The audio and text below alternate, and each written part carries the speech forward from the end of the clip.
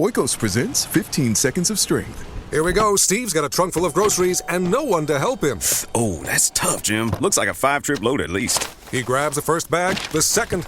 Bob, it looks like he's trying to do it all in one trip. He shimmies the door open, steps over the dog, and he stumbles. Oh, right into the kitchen without missing a beat. Jim, now that's a man who eats his protein-packed Oikos. With 15 grams of complete protein in each cup, Oikos Triple Zero can help build strength for every day. Oikos, stronger makes everything better. Looking for excitement? Chumba Casino is here. Play anytime, play anywhere. Play on the train, play at the store, play at home, play when you're bored. Play today for your chance to win and get daily bonuses when you log in. So what are you waiting for? Don't delay. Chumba Casino is free to play. Experience social gameplay like never before. Go to Chumba Casino right now to play hundreds of games, including online slots, bingo, Slingo, and more. Live the Chumba life at ChumbaCasino.com. No purchase necessary. VGW Group. Void where prohibited by law. 21 plus. Terms and conditions apply. This is VOCM Open Line. Call 709-273-5211 or 1-888-590-8626. The views and opinions of this program are not necessarily those of this station. The biggest conversation in Newfoundland and Labrador starts now.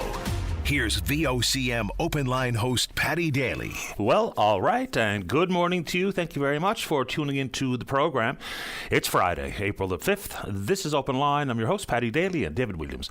He's producing the Come On With It edition of the program. So, if you're in the St. John's metro region, the number to dial is 709-273-5211. Elsewhere, it's toll-free long distance, 1-888-590-VOCM. Which is 8626. So I hear from Brian Medore in the VOCM newscast about a tractor trailer blown over again in the wreck house area.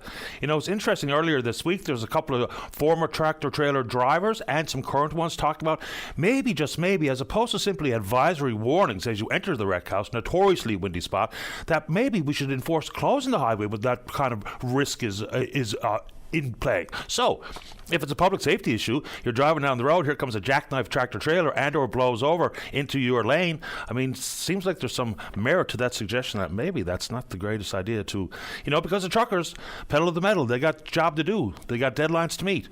But safety, what do you think? I don't know. Let's go over to Switzerland and check in on the Men's World Curling Championships.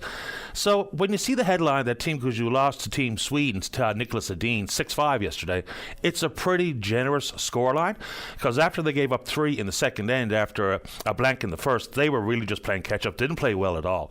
So scored 3 late to get back into a 6-5 final, but hopefully they can rebound with a couple of games today. They finished second in the standings, tied with Scotland at 8-2, but of course we beat Bruce Mowat earlier in the week. So good luck over the weekend as they head into the playoffs. And so Young Newhook, another 2-assist game, so that's back-to-back games with a pair of points for Alex. Great stuff. And every time when I'm surfing through some sporting notes on this day in history, so to speak, every time I see the name Johnny Weissmuller, it just jumps off the page at me. I don't know why. Most people know Johnny Weissmuller as Tarzan, but of course he was a world-class swimmer. On this date in 1927, Tarzan set world records of both the 100-meter and 200-meter freestyle swimming events. There you go. All right, plenty of excitement out there about the solar eclipse coming on the 8th of April. So, I mean, a lot of people are really interested. They're clamoring to try to find some of the glasses that you need. And we've all heard the warnings. You can't look directly at the eclipse. It can boil your retina. So get the proper glasses if you're interested in having a look at it. But out in Burgeo, interesting history with Burgeo and the solar eclipse. So they're actually having a big event on the government wharf from 4 to 6 p.m. on the 8th. And, of course, the solar eclipse starts at 4:04 p.m. And from 5:11 to 5:13, the moon will be completely covering the sun and the sky will go dark. I'm looking forward to watching it. Now, apparently in this part of the province it's going to be pretty cloudy as of now, so you won't be able to see it. So here's the thing. Starting at 4 p.m., opening ceremonies, a prayer, smudging ceremony with the Burgeo First Nations, and then into the eclipse and the historical relationship with Burgeo. Okay. Between 1762 and 1767, British explorer and cartographer James Cook was mapping the Newfoundland coastline. He produced the first large-scale, accurate map of Newfoundland over his 5 years mapping the island. He used a sextant to measure the sun's meridian altitude around Newfoundland to determine the latitude of the places he was mapping. At this time in history, the method of determining longitude was using lunar distances, was very early in the understanding, and the first time the longitude of Newfoundland was determined was during the total eclipse on the 5th of August 1766. Cook observed that while on Burgeo Islands. So he calculated the longitude. He was met up with a fellow named Dr. James Bevis, who was an astronomer, and because they were also doing that type of work in Oxford, England, they came up with the longitudinal measurements. So there's an island included in the Burgeo Islands called Eclipse Island, and the thought is that it was named by James Cook from this observation. So pretty interesting historical relationship with the solar eclipse and the town of Burgeo. Okay, let's keep going. So I talk about education all the time. I think we all should. So I think Trent Langdon is coming on the show here this morning. So anything inside the world of education, but this one, a little bit of a different topic. So I saw this comment coming from a listener, Helen, via Twitter, talking about the curriculum, because we can focus in the decline in math, science, and reading scores, and we should. And we can talk about the prevalence of violence in schools and this teacher shortages and all the rest of it, class composition, whatever you want to talk about. But inside the world of curriculum, you know, we talk about the shortage of skilled trades if all these big projects come to bear at the one time. We talk about the shortage of skilled trades in an effort to build homes right across the country. So maybe, just maybe, as opposed to like when we were in high school, you could take a shop class. It was basically a bit of woodworking. You built yourself a birdhouse, and that was kind of it. Maybe some exposure to the variety of the trades. Carpentry, be an electrician, a millwright, a plumber. You know, add in things like courses that are about managing your money, first aid, those types of things. I think that'd be a curious way to shake up education and really pique the interest of students, because sometimes simply sitting in the desk going through the same old core subjects might get a little tedious and maybe lose the focus of some students, but maybe just some of those life skill exposure when you're in high school. Anyway, you want to talk about it? Let's go. So the reference about housing starts. Last year in the country, there was about 230,000 plus. In this province, less than 1,000. And the worry is across the industry that there's going to be fewer housing starts again this year, maybe a rebound in 25-26. A lot of it a reflection of the persistent high interest rates. And in the world of housing, you know, it's fine to hear all these big announcements and the billions of dollars, but we really do have to ask ourselves, how did we get here? You know, housing used to be a place where you lived, you know, lay your head, a safe space for you and your family. Now it's about the measure of GDP and housing starts as an economic feature, all these things. So, okay, we've heard the announcements of $6 billion in the Canada Housing Infrastructure Fund. Good, comes with lots of strings attached, but again, how did we get here? Now, people will point the finger directly at one facet of the country, period, that would be immigration. And of course it plays a role, absolutely right. But inside this strings attached with these $6 billion pot. Again, so they're talking about upgraded water systems, wastewater, stormwater, solid waste infrastructure. Of course, if you're going to build more, these have to be attended to. And the first $1 billion out of the 6 will be for those exact measures and shovel-ready projects. The other 5, all talking about what they call missing homes. This is going to be rejected in Ontario, very likely in the province of Quebec. I mean, Premier Ford has quite simply said, not interested in sprinkling the landscape of Ontario with fourplexes. But anyway, the territories and the provinces are going to have to sign and live up to these caveats. Doesn't really impact this province, because we don't have cities with more than 300,000 people. So how's it going to work for Newfoundland and Labrador, or PEI, or Nova Scotia, or New Brunswick? Provinces with no such thing as cities with in excess of 300,000 people. So then yesterday, in the barrage of pre-budget announcements, another $1.5 billion for a housing fund regarding affordability. This is aimed at the not-for-profit and charitable organizations so that they can secure housing and hit the affordability mark, as opposed to simply building and pretending the product on the outside, the outcome will be an affordable unit, because that's going to be the trick, isn't it? But if you want to take on housing from those two areas, we can do exactly that. Okay.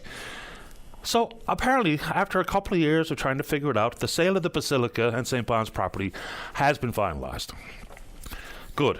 And it will remain a place of worship. So all of that is very good. It looks like the price tag was somewhere in and around $3 million. But it brought to my mind, and I'm surprised that other communities that have lost their church, you know, to try to come up with compensation for the victims at Mount Cashel, and the Roman Catholic Episcopal Corporation bankrupt. But one group down in Portugal Cove St. Philip's, they took it to the next steps. They were pleading with the Vatican to understand how and why their parish, Holy Rosary, was closed. And through all of their efforts, led by Ed Martin, is they found out and they were told that the process did not follow what they call canonical procedures. And consequently, the sale and the closure is now potentially void. Now, the Archbishop has a chance to go back and appeal that, but it looks like they might be able to hold on to their church.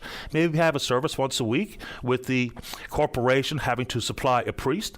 But with all of the concern and consternation that came from various communities that were losing their church, I'm surprised we haven't heard from any of these communities about trying to replicate what they did down in Portugal Cove to save Holy Rosary, and to see if we can get an update on that front too, because that's pretty fascinating stuff. All right, let's keep going. Newfoundland Labrador Hydro. So I think Brian said in the news that there's a news conference coming up at 10. I was busy doing something else, but I think that's an update about the repairs. Back in February, we know that there were some 8 towers damaged. It took a couple of weeks to get into the towers, given their location. Now, the last weekend, there was maybe 10 to 15 more towers. We'll get some updated details from Jennifer Williams coming up at 10, and we'll share them as soon as we hear them. So an update on that front. Also, the continued look to how to expand generation to meet forecasted demand. Now, they've worked with an American-based consulting company to try to verify the demand numbers. It looks like maybe 14% increase. By 2034, 14% increase based on today's generation. All right. So they're talking about potential expansion of Labrador, and there's 3 case scenarios here. So it's really hard to boil down exactly where the sweet spot is. And they talk about conversion from oil to electricity to heat your home. And they talk about electric vehicles. And the sale of have kind of stalled, is the view that people are bringing forward. Tesla's struggling. Ford's not going to move forward with their electric SUV, those types of things. But the thought, and people hang on to this one, is the 150 megawatt generator to be located at Holyrood, of course, burning diesel in the short term. Then the story gets confusing for me, because then they're saying they're also considering an 8th unit at Beta Spare. I thought that was already settled. I thought they were going to do exactly that. And that came at a cost, if I remember correctly, $513 million.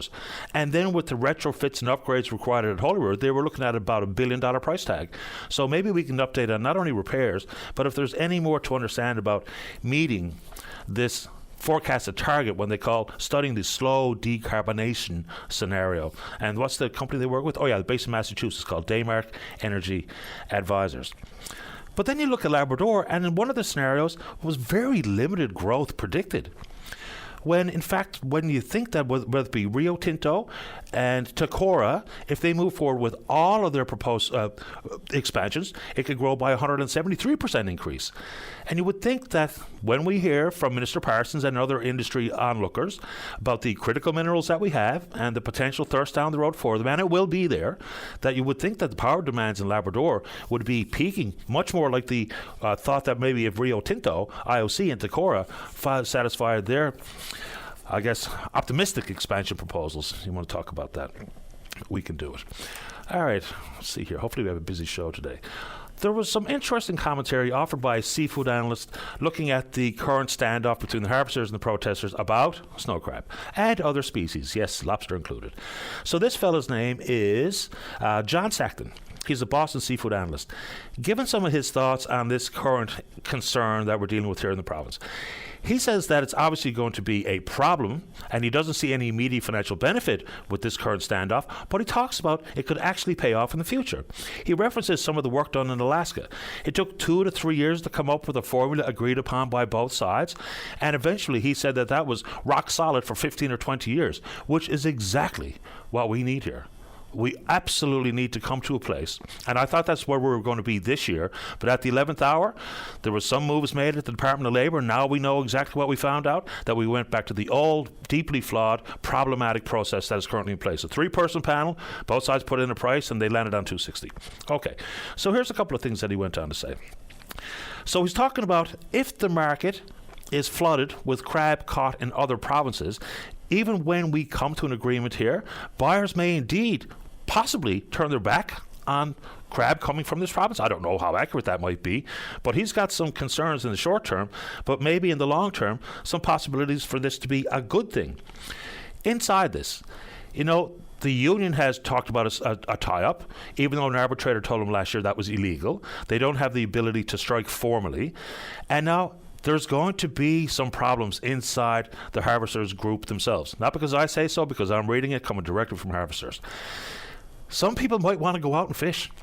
like they're already fishing herring, and I saw some people saying they should stop that right away too, which of course would hurt the processors buying the product, but it would also hurt the harvesters. People got to work. Now the herring, they were going at the herring before this crab price issue came to bear, so people are talking about don't dare put a pot on the boat and all these types of things. So I wonder what that feels like inside the rank and file of fish harvesters. If you don't want to put your name out there and you simply want to send an email saying solidarity is the key, we cannot betray each other, we have to stand united. Or if you're one of the guys at the herring and getting some heat in one community or another, or if you're anxious to get the pots on the boat and get out there, steam out, get your crab as much as $2.60 is not the price they want. They're talking about $3 minimum. The outside buyers in Nova Scotia at the wharf now paying $3.25, so there's a long way from $2.60 to $3.25. When we spoke with Jeff Loader from the ASP yesterday on this program to describe some of the additional costs borne by the processors here, it still left 30 cents on the table. That he could not explain exactly why that was not part of their proposal. So the FFAW coming in with $2.83, so that 30 cents from $2.60 puts it in a place where you'd think the harvesters would probably steam out tomorrow in these sections or the areas where the crab season actually opens. We got a crab harvester right there to kick us off when we come back. Very quickly, I know people have kind of taken their eye off the prize when it comes to the Commission looking at foreign interference in our elections. A lot of pretty fascinating stuff yesterday regarding India and Pakistan and trying to further their interest in this country by trying to harness their diaspora to influence one candidate or another. So if you've been following along, I'd like to bring forward some of your thoughts there, whether it be Hang Dong or Michael Chong or Aaron O'Toole, but the testimony has been pretty interesting. Now, we're still talking about an awful lot of classified stuff that none of us are ever going to get to see, and David Vigneault has been a very cagey person testifying at this particular inquiry. Of course, he's the head of the intelligence group called CSIS anyway. Oh, and we talk about people standing up for themselves and fighting back, and fair enough. Interesting piece of our history today. It was on the 5th of April of 1932 that this reads from the plaque at the Colonial Building. On April 5th, 1932, a disguised Richard Squires, Prime Minister of Newfoundland, escaped a mob of 10,000 people gathered at the Colonial Building by running through this house to Bannerman Street, where a taxi awaited him. So that scene, let's hope we don't have that necessarily replicated to that tune. But when you talk about standing up to the government, and of course, Squires was a disgrace. We're on Twitter, or VOCM Openline, follow us there. Oh, I did want to get to this. We'll talk about Newfoundland Labrador Hydro for a second and the price to heater homes. Now, these numbers that I'm going to give you from province to province do not include HST and or any carbon pricing schemes, but it's the price based on 750 kilowatt usage, and this was on the 24th of April. That bill in this province, not including tax, but it does include various fees, was $115. In Nova Scotia, $136. PEI, $147. New Brunswick, $129. Province of Quebec, $64. Big thanks to the Upper Churchill. Ontario, there's two different schemes, $117 in and around Toronto, $107 elsewhere. Manitoba, $81. Saskatchewan, $142. And then in Alberta, there's three different contracts in play. One is the rate option, the regulated rate option, that's $187, $171 on the best contract price, and there's some other contract that I don't know what it means. It's $147, BC $80, based on 750 kilowatt usage, various fees, but not taxes and or carbon tax.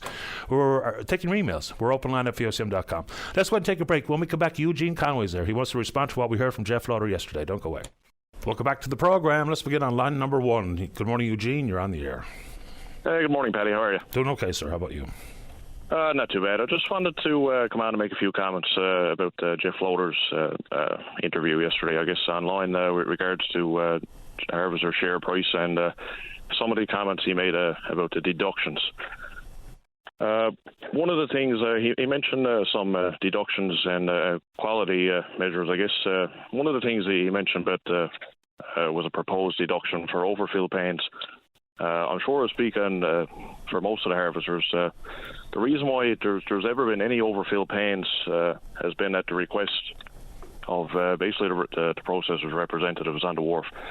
I know, especially in recent years, when we come to the wharf, you've been told that there's not much room on the truck.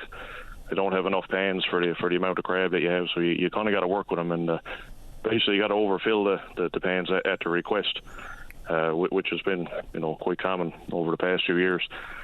Another thing was put forward by them this year was a deduction based on temperature. Now, I certainly speak for the harvesters in my area, which is 3PS. Many times, you especially in the last few years, when the quotas are set high and the processing capabilities are not keeping up with us. You come into the wharf and your processor basically tells you got to wait possibly 24 hours next day for a truck to show up. So your crab is sitting in your fish hold in your boat, and especially last year, late season, warmer temperatures, it's exposed to the elements much longer.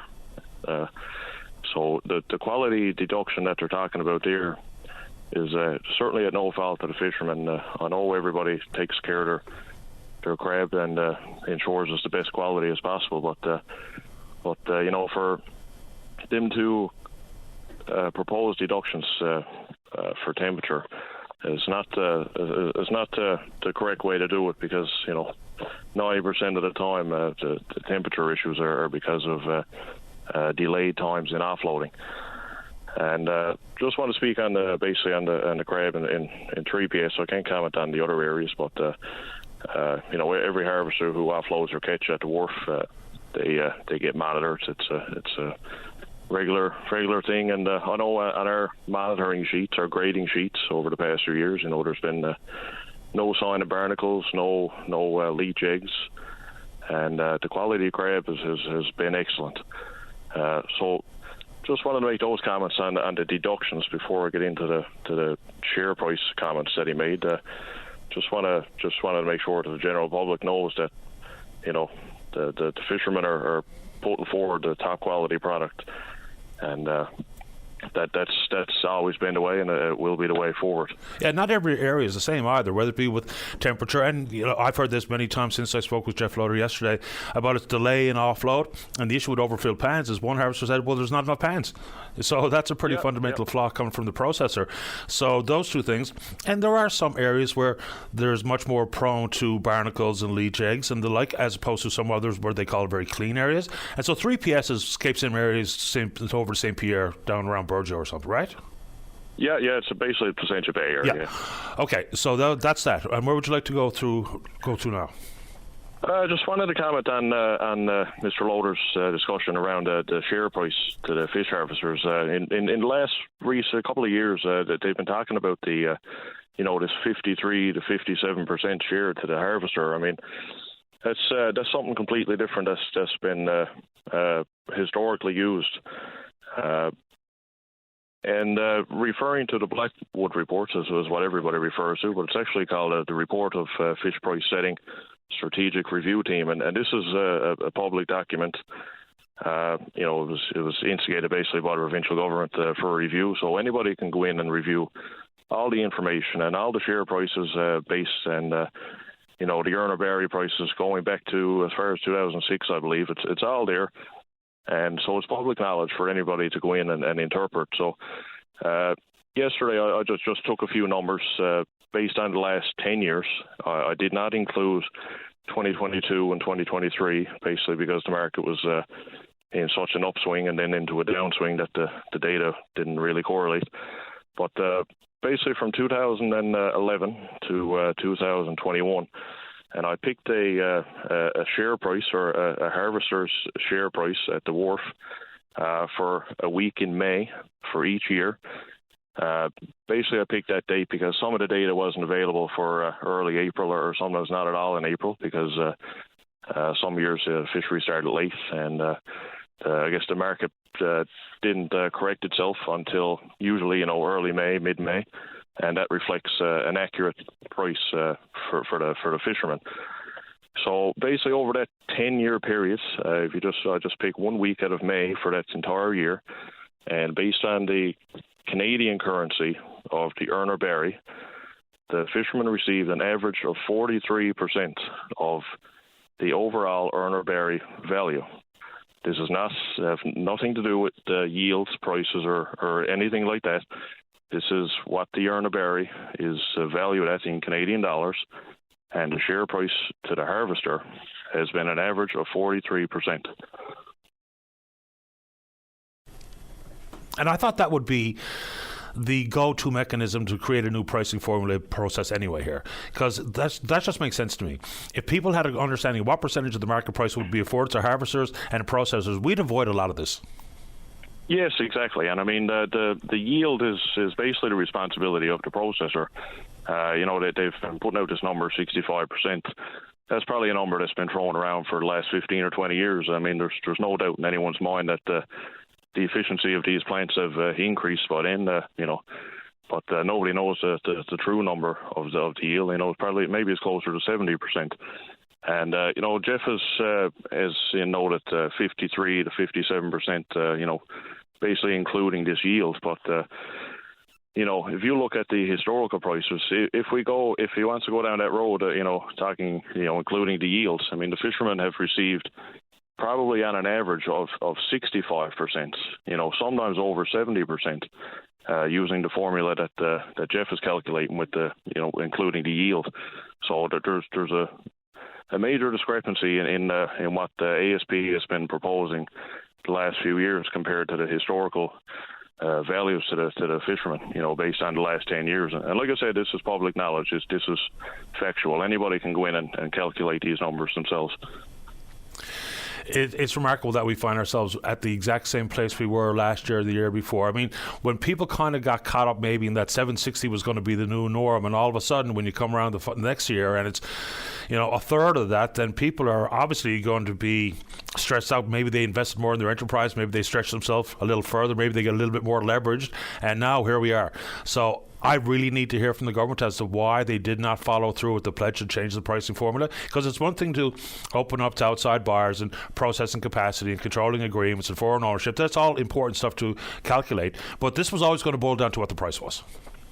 Yeah, exactly. And I mean, I don't think there's any fisherman on this island or fisherwoman on this island who want to see any product leave the island. If ASP and the union can just agree, on a formula where it reflects the historical price, what has been paid the last 10 plus years, there's not going to be any issues going forward. It's not shouldn't be too hard to figure out. I mean, it's been going on so long, but these are the numbers, and I mean, anybody can go in and see what it has been and what the share for the fishermen has been. The fishermen are not looking for any more than what they've ever received. They're looking for their fair share of what they've received in the past. If buyers come to town with 325, there's going to be a fair bit of product leave, and that would be a net gain for harvesters, but for the overall industry, the overall province, probably not a net gain. Do you foresee there being a significant percentage of the landed crab being sold? If they come to town with 325, it's going to be hard to say to a fish harvester, hey, well, I'll give you 260s. Someone else says, I'll give you 325. 325 seems to be where I'm leaning. So how do you think this is going to work?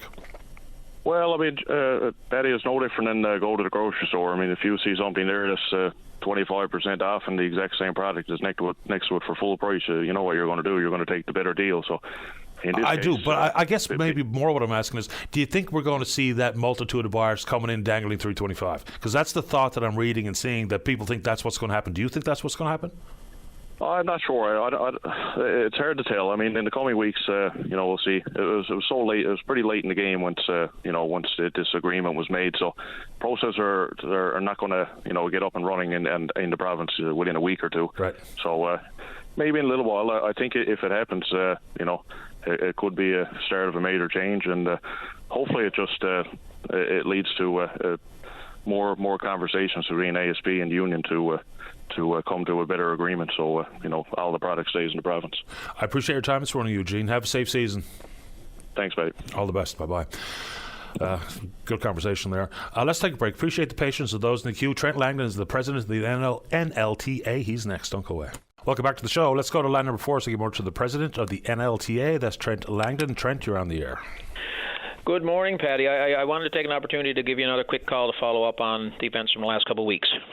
Sure. So ultimately, we want to keep the momentum going on our media availability that we had a week and a half ago there on the violence numbers in our schools. Someone's got to talk about it, and it doesn't seem like, other than yourself, that it's getting the attention it deserves. When the Minister of Education comes on and says she's confused as to why the timing is now, when we had just had a think tank of over 2,200 members who had expressed their concerns through a survey and a lived experience panel, people being very open, and it was a heavy day. People talking about being injured on the job. This is not going away, and we got to make sure that it continues on. Any type of discussion around public policy or public decision making has to include this. And given the fact that our members will be coming back to their classrooms now on Monday morning, this needs to be front and center. And it's classic in this province as the school year starts to die down. We're into April now. Education issues. Well, they'll start to dry up a little bit, and then we got to force them back on the table for the fall. This can't stop and can't end here. It really shouldn't. Maybe I just think about education too much or a lot. I don't know what the right word is here. Maybe because I'm married to an educator. But when I read stories about the prevalence of violence in schools and the steady decline since 2003 in math, science, and reading scores and absenteeism, I'm really surprised that they're not the biggest conversations. I know, look, carbon tax and the fishery and healthcare, these are all obviously important, but so is education. I know that you told me that you use this line. All of the other issues that are of massive concern to listeners to this program, we can probably do a lot better in those areas of the economy and taxes and healthcare and justice and the environment and everything else if we did better in K-12 and post-secondary. I just believe that to be true. I'm going to stand by that. So I'm a little bit surprised and in some form dismayed that we're not talking about it more, because it's pretty friggin' important. Well, it is, and when this minister we've been working with, this is my third one, by the way, since I've been in this chair. I've been here 2.5 years. This minister has been good to work with. I'll say she's been amicable, or the relationship's been amicable. We've been able to get a bit of headway in certain areas, but with this kind of thing, there's been no response since all of this information first came out. No response from any of the staff up there. No response from the minister herself. So that's worrisome. The other piece I wanted to discuss today, Patty, was. This is a unique piece for us because it's two-pronged in many ways. We're talking about students, some students who are from the regular population who are doing their thing, and then it leads to violence in the schools towards teachers, towards other students, and so on. I also want to talk about a subsection of our student population, our students that may be neurodiverse or neurodivergent, persons with disabilities, and so on. The last thing, or the last intention we had in terms of bringing forward this information was to give any indication that these children were to blame for any type of aggressive acts that they may be bringing forward. In many cases, these children need regulation. They need opportunities to express themselves in ways that are safe and are available to them throughout the day. So when we bring this forward, yes, there may be occasions where a student may be aggressive, but our stance on that is if the proper resourcing was in place and teachers were able to do what they needed to do, we would be able to regulate these students. We'd have to help them build their own self-regulation, and in the end, we'd be able to get them to a point where they could function fully, and there wouldn't be any aggressive tendencies in the classrooms. Yeah, and of course there is something I think missing inside of all of that, is there's got to be a modicum of accountability as well, right? I mean, we've kind of strayed away from that. The pendulum, like many industries or sectors, when the pendulum swings, sometimes we can't stop it somewhere in the middle where we can find a sweet spot or, a nice crosshairs. It goes from all the way from, getting the razor strap to now I don't have to pass in my assignment until I'm damn well ready. There's somewhere in between there for that overall concept of accountability and meeting deadlines and self-control, and that's a school community conversation. It's not simply inside the classroom itself. I think that's the broader societal issue that's crept into the psyche of students, that's crept into the psyche of administrators. People feel handcuffed on top of being under-resourced, and so consequently, from, as I said, taking a beating from your teacher versus what goes on in the classroom today, something that's changed societally speaking, which doesn't mean we can necessarily figure it out just because we have good conversation between yourself and Minister Howell or anybody else. It's probably every single portfolio and just a different change of our tune as to how we conduct ourselves, what's appropriate behavior, what's appropriate discipline, what's appropriate accountability, because a lot of it has been lost. And consequently, it's manifested itself in violence, in absence, and a decrease in scores. Right, exactly. And, as a teachers association, we represent all of our members in the province, and we have a right and a responsibility to speak to education issues. But government as a whole needs to prioritize education as a significant piece of the public sector because every person in this province benefits when we have a strong education system. And the problem lies in that, I guess, is that it's not in your face, and that any type of investment now, we may not see the true benefits for another 5 or 10 years. And is human nature, I think, that unless there's immediate payoff, people are less likely to invest in it. And but again, it's been proven, there needs to be a vision for education, and in those societies where there is a vision, there are significant improvements in criminal justice rates, as we've talked about so many times, just overall health of a population and decision making by young people and career advancement. You talked a fair bit last week, I think it was, or this week, about absenteeism in schools. A school food policy, all of that's intermingled.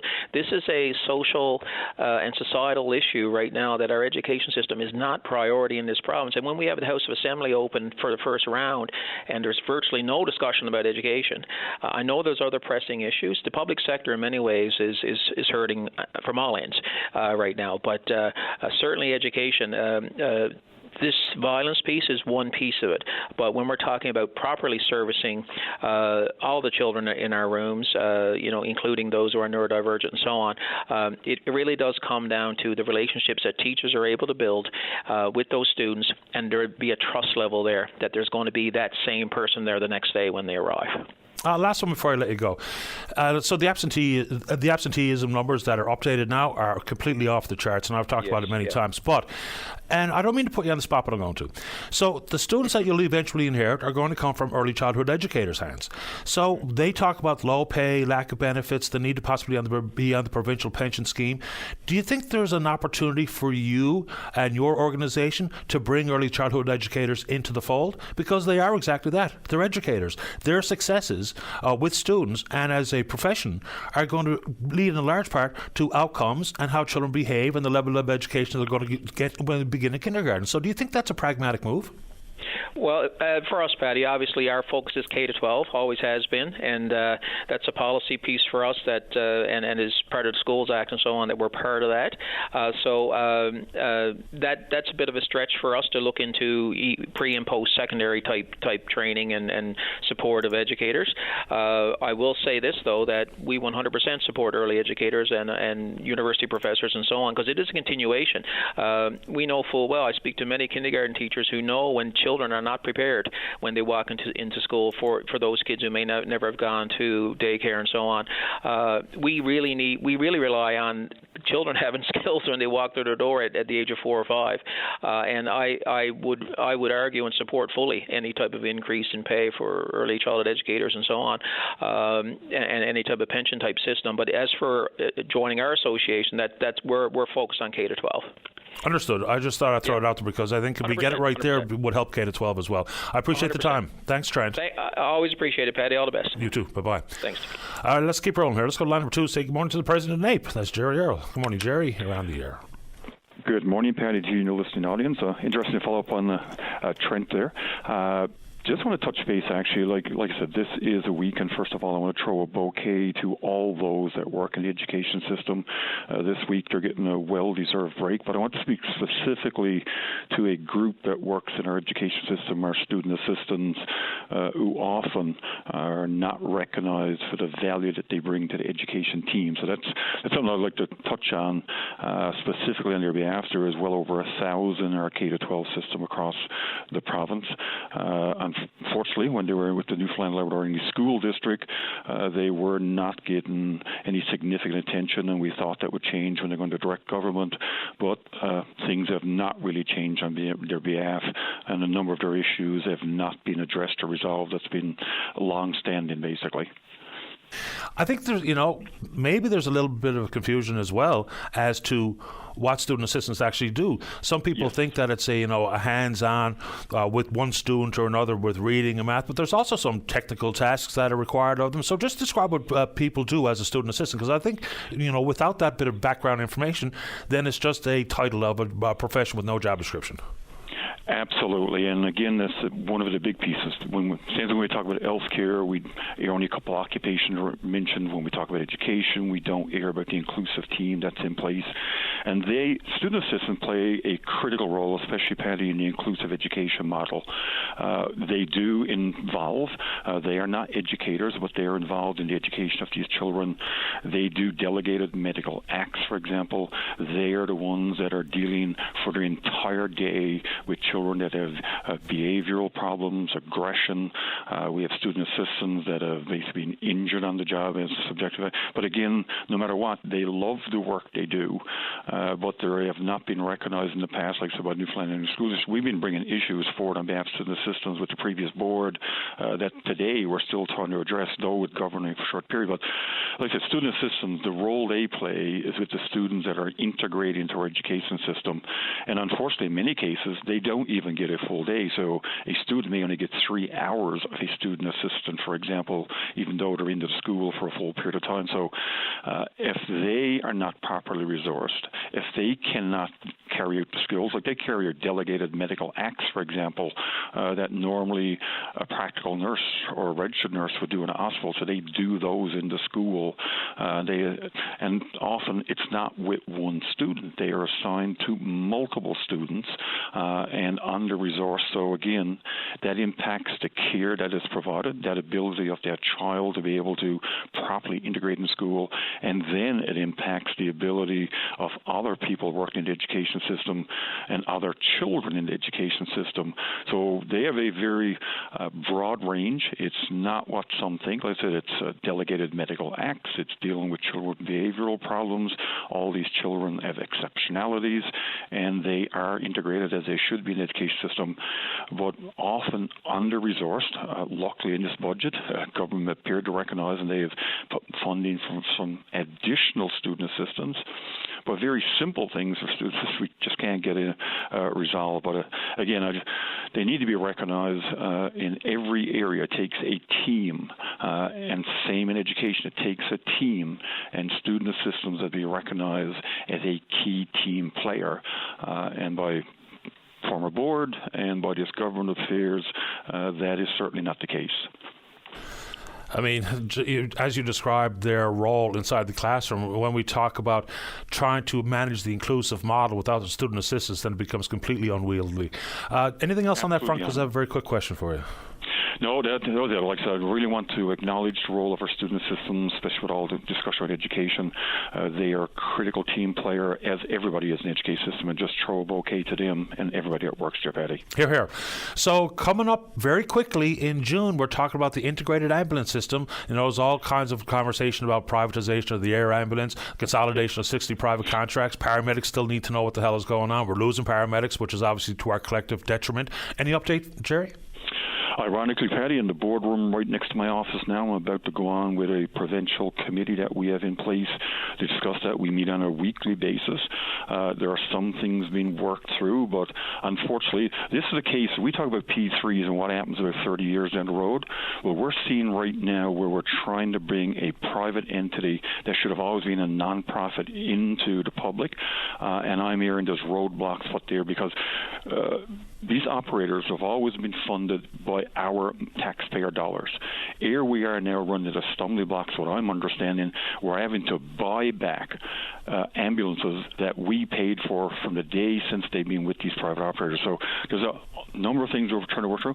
I've heard astronomical figures involved where we provided this funding for the last 30, 40 years, and here we are today, taxpayers having to buy back what we have paid for the last 30 years. So there's a great example of how P3 works. We're stuck now, taxpayers again trying to foot the bill. There's a number of things we're working through, and like I said, we're working collaboratively now with Newfoundland Labrador Health Services, government officials, and another meeting, like I said, just they're waiting on a Zoom call right next to me for us to get an update, because this is supposed to happen June the 1st, yep. And here we are now, April the 5th, and still a lot of things to do. What do you know? And it's probably time to move the air ambulance service out of the auspices of transportation into healthcare as well. Absolutely. Like Patty, that's one that never did make sense. We lobbied that for a very long time. You talk about disjointed, because that's one thing the ministry gave an example of, and we've always agreed, we've been saying that. How could the air ambulance be over work service transportation when it has nothing to do with that piece? It should have always been under the healthcare system, Department of Health, and in this case, Newfoundland Land Services. So never did make sense, but again, now trying to bring all that in, and especially where we have people that were making profit on this, it's amazing the hurdles being put in the way right now. Yeah, we should move the water bombers from transportation into forestry as well. Jerry, good to have you on the show. Agree. Appreciate the time. Thank you, Paddy. You too. Bye-bye. Jerry Earl, President of NAPE. Let's take a break. When we come back, Brittany, I don't know how to pronounce Brittany's last name quite yet, but she's from the Bacaloo Trail SPCA. Don't go away. Welcome back to line number 3. Let's go say good morning to Brittany Sooks with the Bacaloo Trail SPCA. Good morning, Brittany. You're on the air. Good morning, Patty. Thanks for having me. Happy to do it. Did I say your surname properly or pronounce it properly? Yes, you did. Okay. Good job. So I'm reaching out to you from the Bacaloo Trail SPCA to announce our GoFundMe campaign. Let's talk about it. Awesome. Okay, so let me tell you a little bit about us. The Bacaloo Trail SPCA is a local volunteer-led charity that relies on fundraising for 97% of our operating budget. We used to be foster-based, but in 2020 we opened up our shelter building that's located up in Spaniards Bay. And doing that has enabled us to take in a larger amount of animals. So each year we take in more and more animals, and this has increased our animal health care expenses. So to give you an idea, from 2020 to 2023, our veterinary and health care expenses for the SPCA have totaled over $275,000. So each year we must raise an incredible amount of money to nurture animals back to health.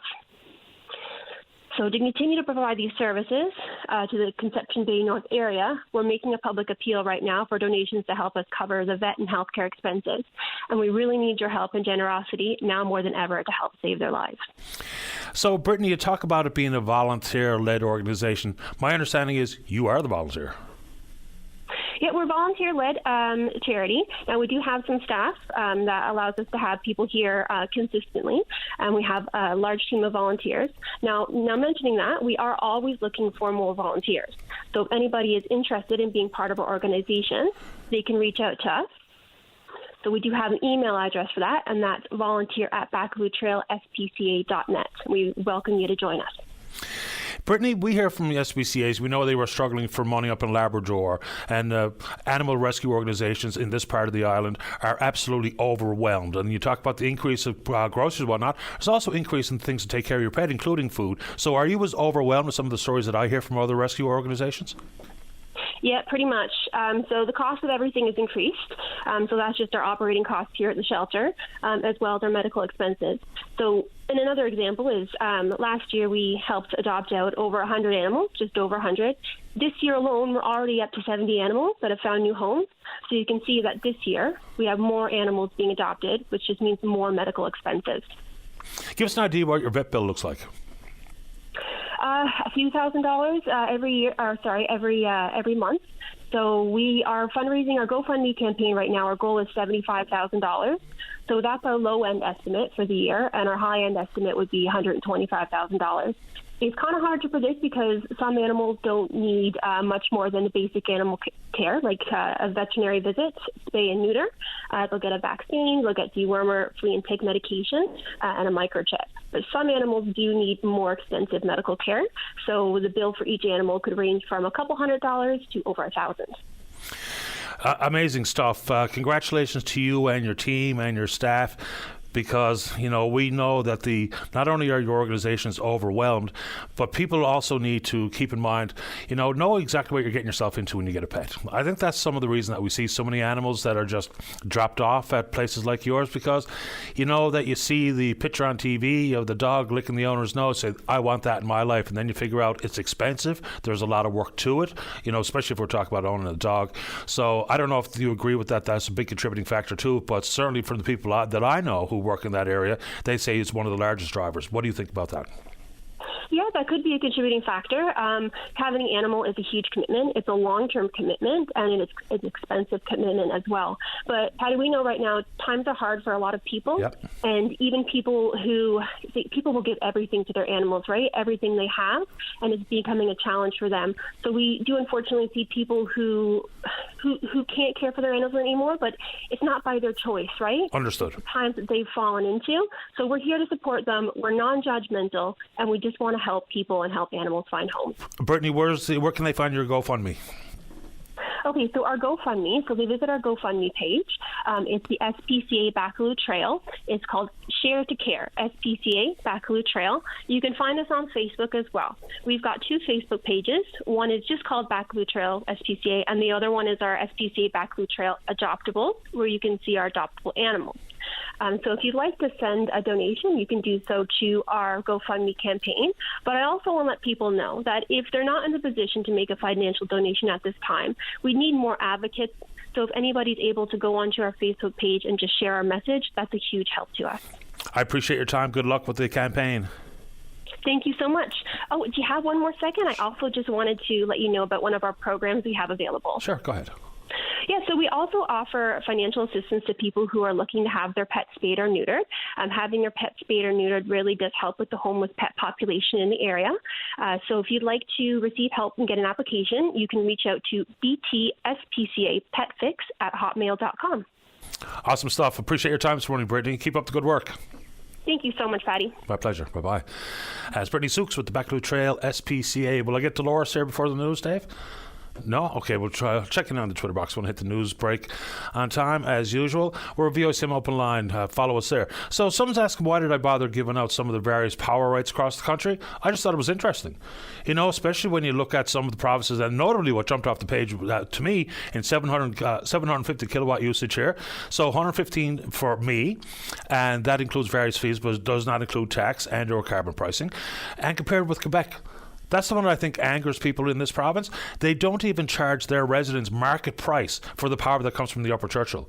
And consequently, that also has a massive impact on the equalisation formula. So, must be nice. All right, let's go ahead and take a break. When we come back, Dolores wants to tell us about an accident in Harbour Lacou, and then we're going to talk about Crown Lands, and then whatever you want to talk about. Don't go away. Welcome back to the show. Let's go to line number 1. Good morning, Dolores. You're on the air.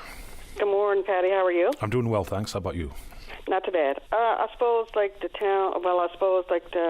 Dawn of Newfoundland, Labrador heard about the tragic accident that happened on Route 70 between Bernals and Rose Blanche, wasn't in Harbour Lacou. On April 3rd, there was a single vehicle accident which a vehicle departed the roadway on a really curved on the road, and the truck went into the pond. One body was recovered on the 3rd, but the other body was still in the vehicle as we speak, and the recovery team with the RCMP and the reconstruction with the reconstructionists with the RCMP Traffic Services supposed to be getting the truck retrieved from the pond today. So ever since the accident, the body's just sitting there in the pond? Yes. Sad state of affairs. I wonder what the delay is in getting the rescue team out there. I'm not asking. They had to get what we can gather, like people from the town were talking, because it's more close to Rose Blanche. People were talking, like, from other people that they had a call for a dive team from St. John's to come out. Okay. And, they got RCMP up there at the scene that's staying there during the daytime. Then someone else comes in, another RCMP, retreat, lets that other person go. And then another RCMP vehicle stays there at the scene of the accident. I was up yesterday, I come down, and it was like a change of the guards. It's pretty sad. It is, and just imagine being the family of that person lay in the pond dead, waiting to be retrieved. Sad. Yeah, they got one body that is shortly after 7 they retrieved one body from the pond, but the other person is still in the vehicle as we speak.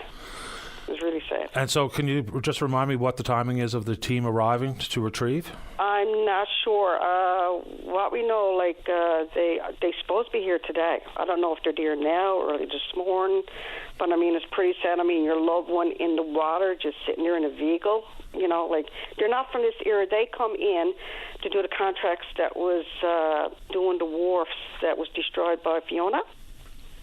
And they come in to get the work done, whatever like that, you know, because they was working on Harbour Coup down here, Rose Blanche, Bernals, or whatever like that. And, it's pretty sad. I mean, if that was my family member sitting there, this is, I don't know. I'd be devastated. Yes, I would imagine most of us would be exactly that. Dolores, I appreciate the update. If you find out that they're there today or the retrieval's ongoing, sorry? There's one thing I got to say, Patty, between Rose Blanche, Harbour Coup, Bernals, Alamort, there's no cell service here until you hit Portabash. You might get a hot spot in between, but there's no cell service. I mean, my girlfriend once, a couple of years back, was driving up to go to work in the middle of the night. She lost her tire off her truck, and I mean, she had to walk to Bernals because there was no cell service. I mean, she couldn't call no one. She had to walk about a half hour to get to the next town. Pitch black in the middle of the night, no cell service. So I mean, why isn't the MHA for Portabass or for the surrounding area?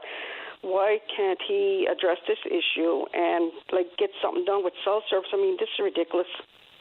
There's a ton of dead spots around the province. There's plenty of it on the Burin Peninsula, for instance.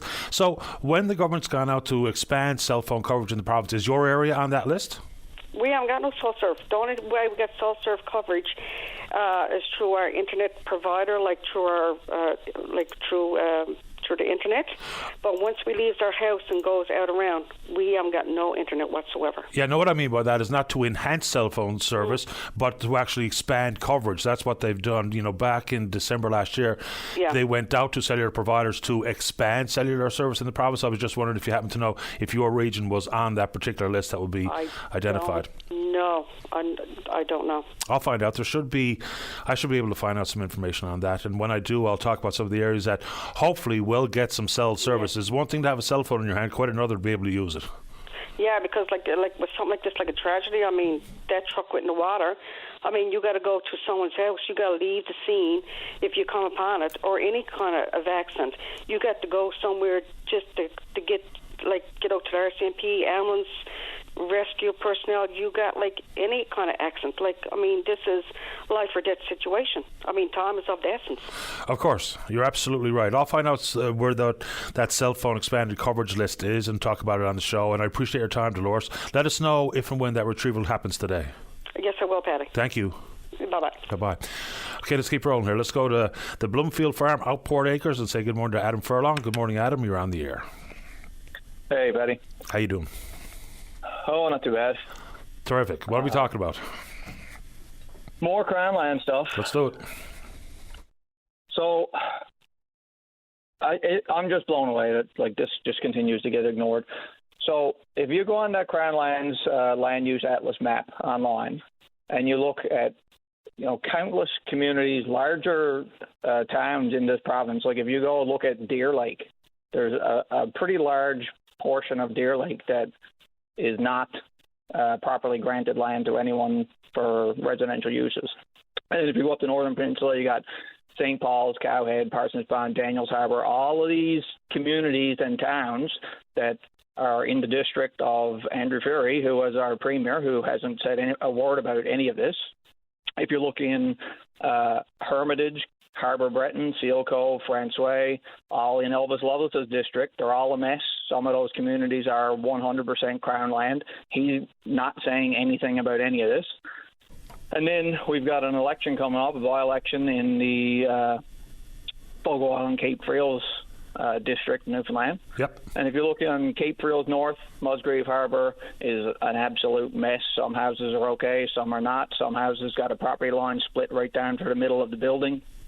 Twillingate is exactly the same thing, and every single community on Fogo Island is an absolute mess. It's all over the place. Some houses are fine, a lot are not. Again, some houses are split down the middle with a property line. that the Crown would consider okay, and the other half of the House is not okay. And as far as I'm concerned, I mean, this should be an election issue, especially in that district, which has a by-election coming up.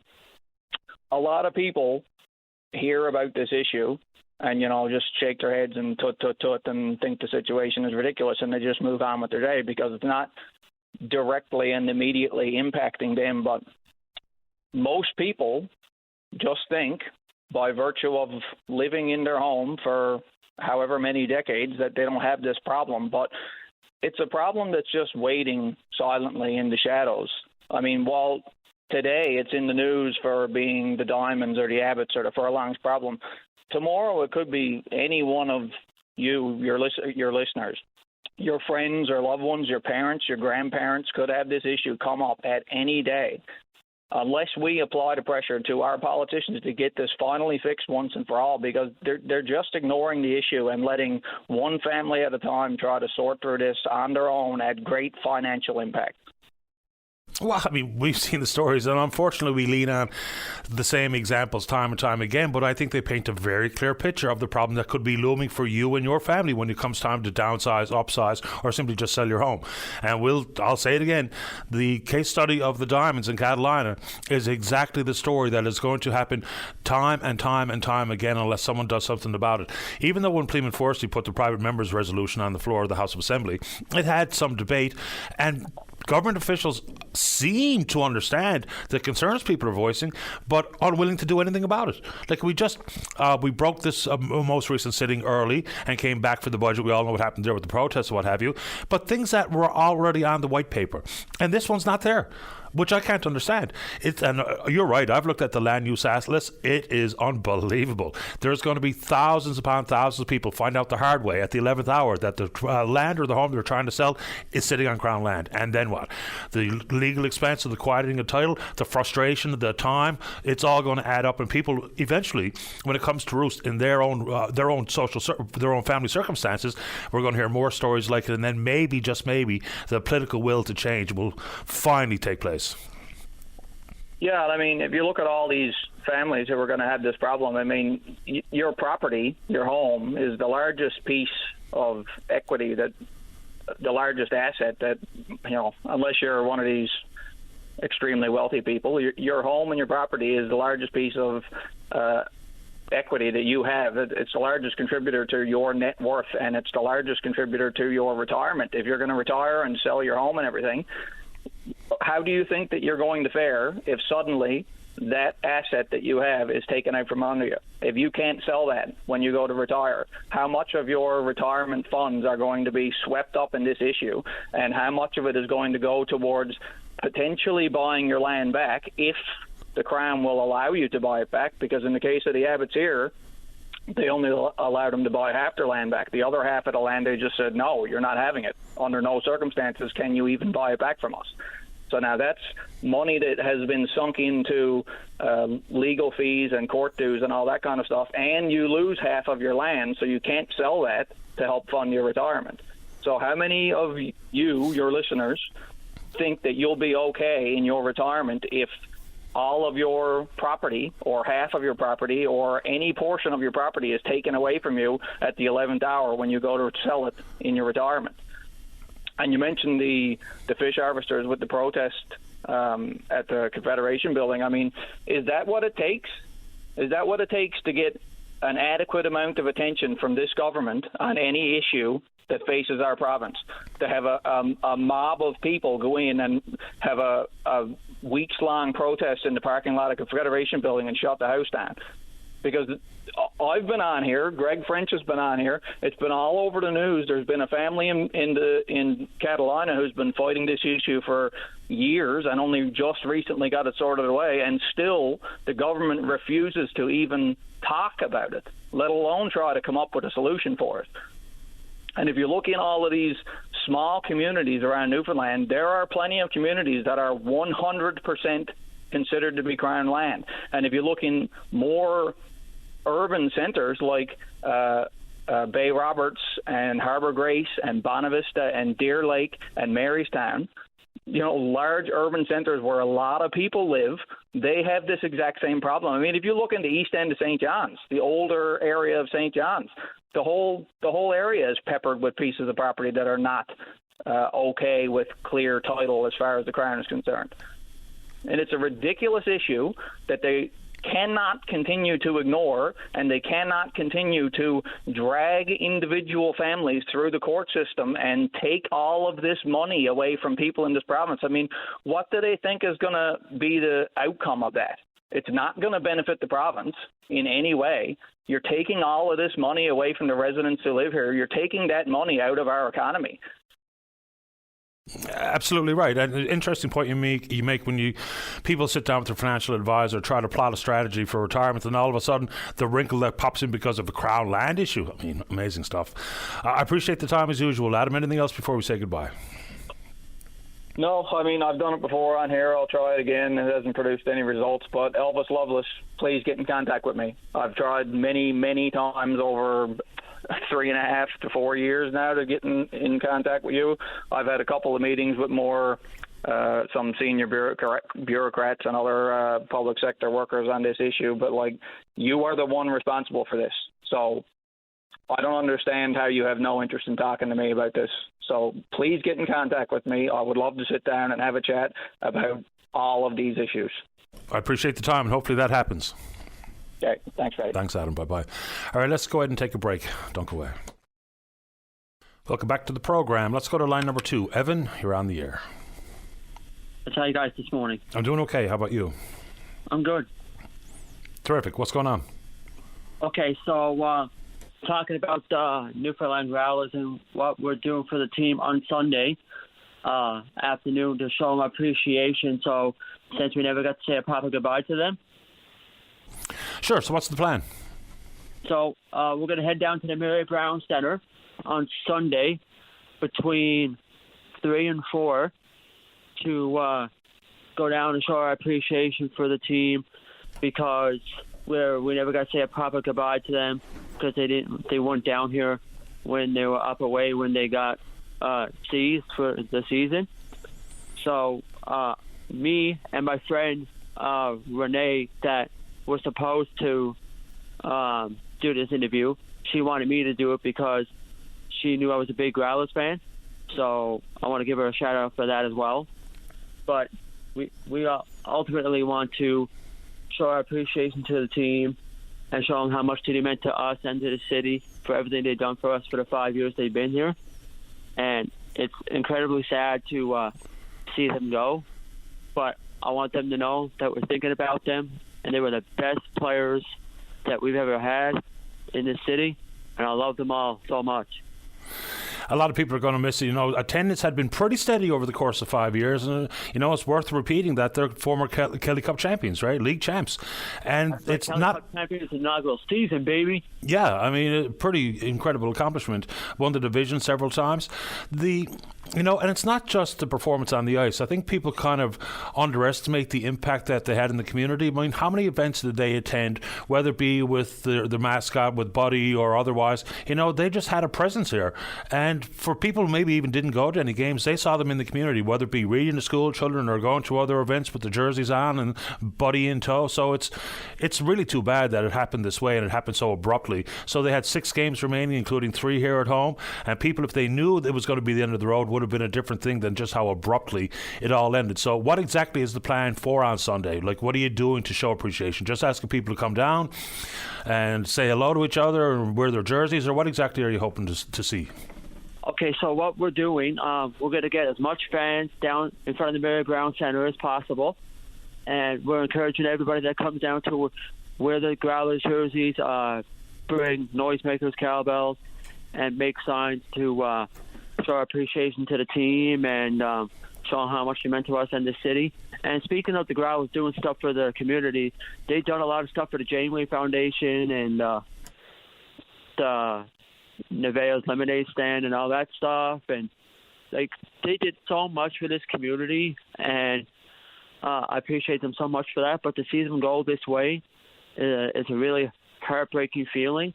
But I hope we make their days on Sunday when we does this little thing for them, because they deserve it. And, the Growlers were always an important thing to me. I always loved going down to the games, cheering my heart out for them loud and proud.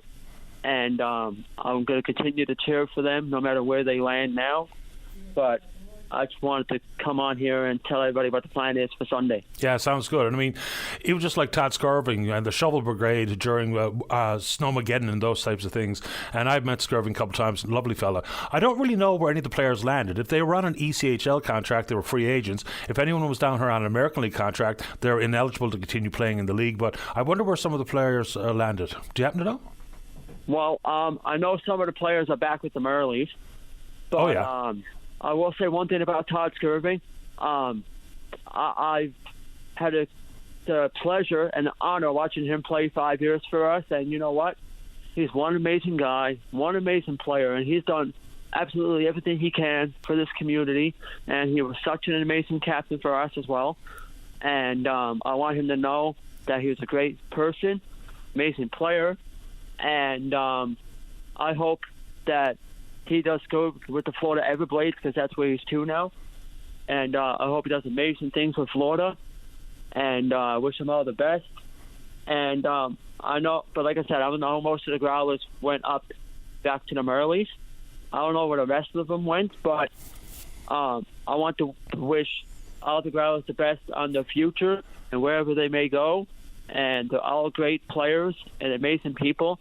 And they got the talent to make it to the NHL, I think, and I would love to see them in the show because I think they're big talents, and I think they'd be doing amazing things in the NHL.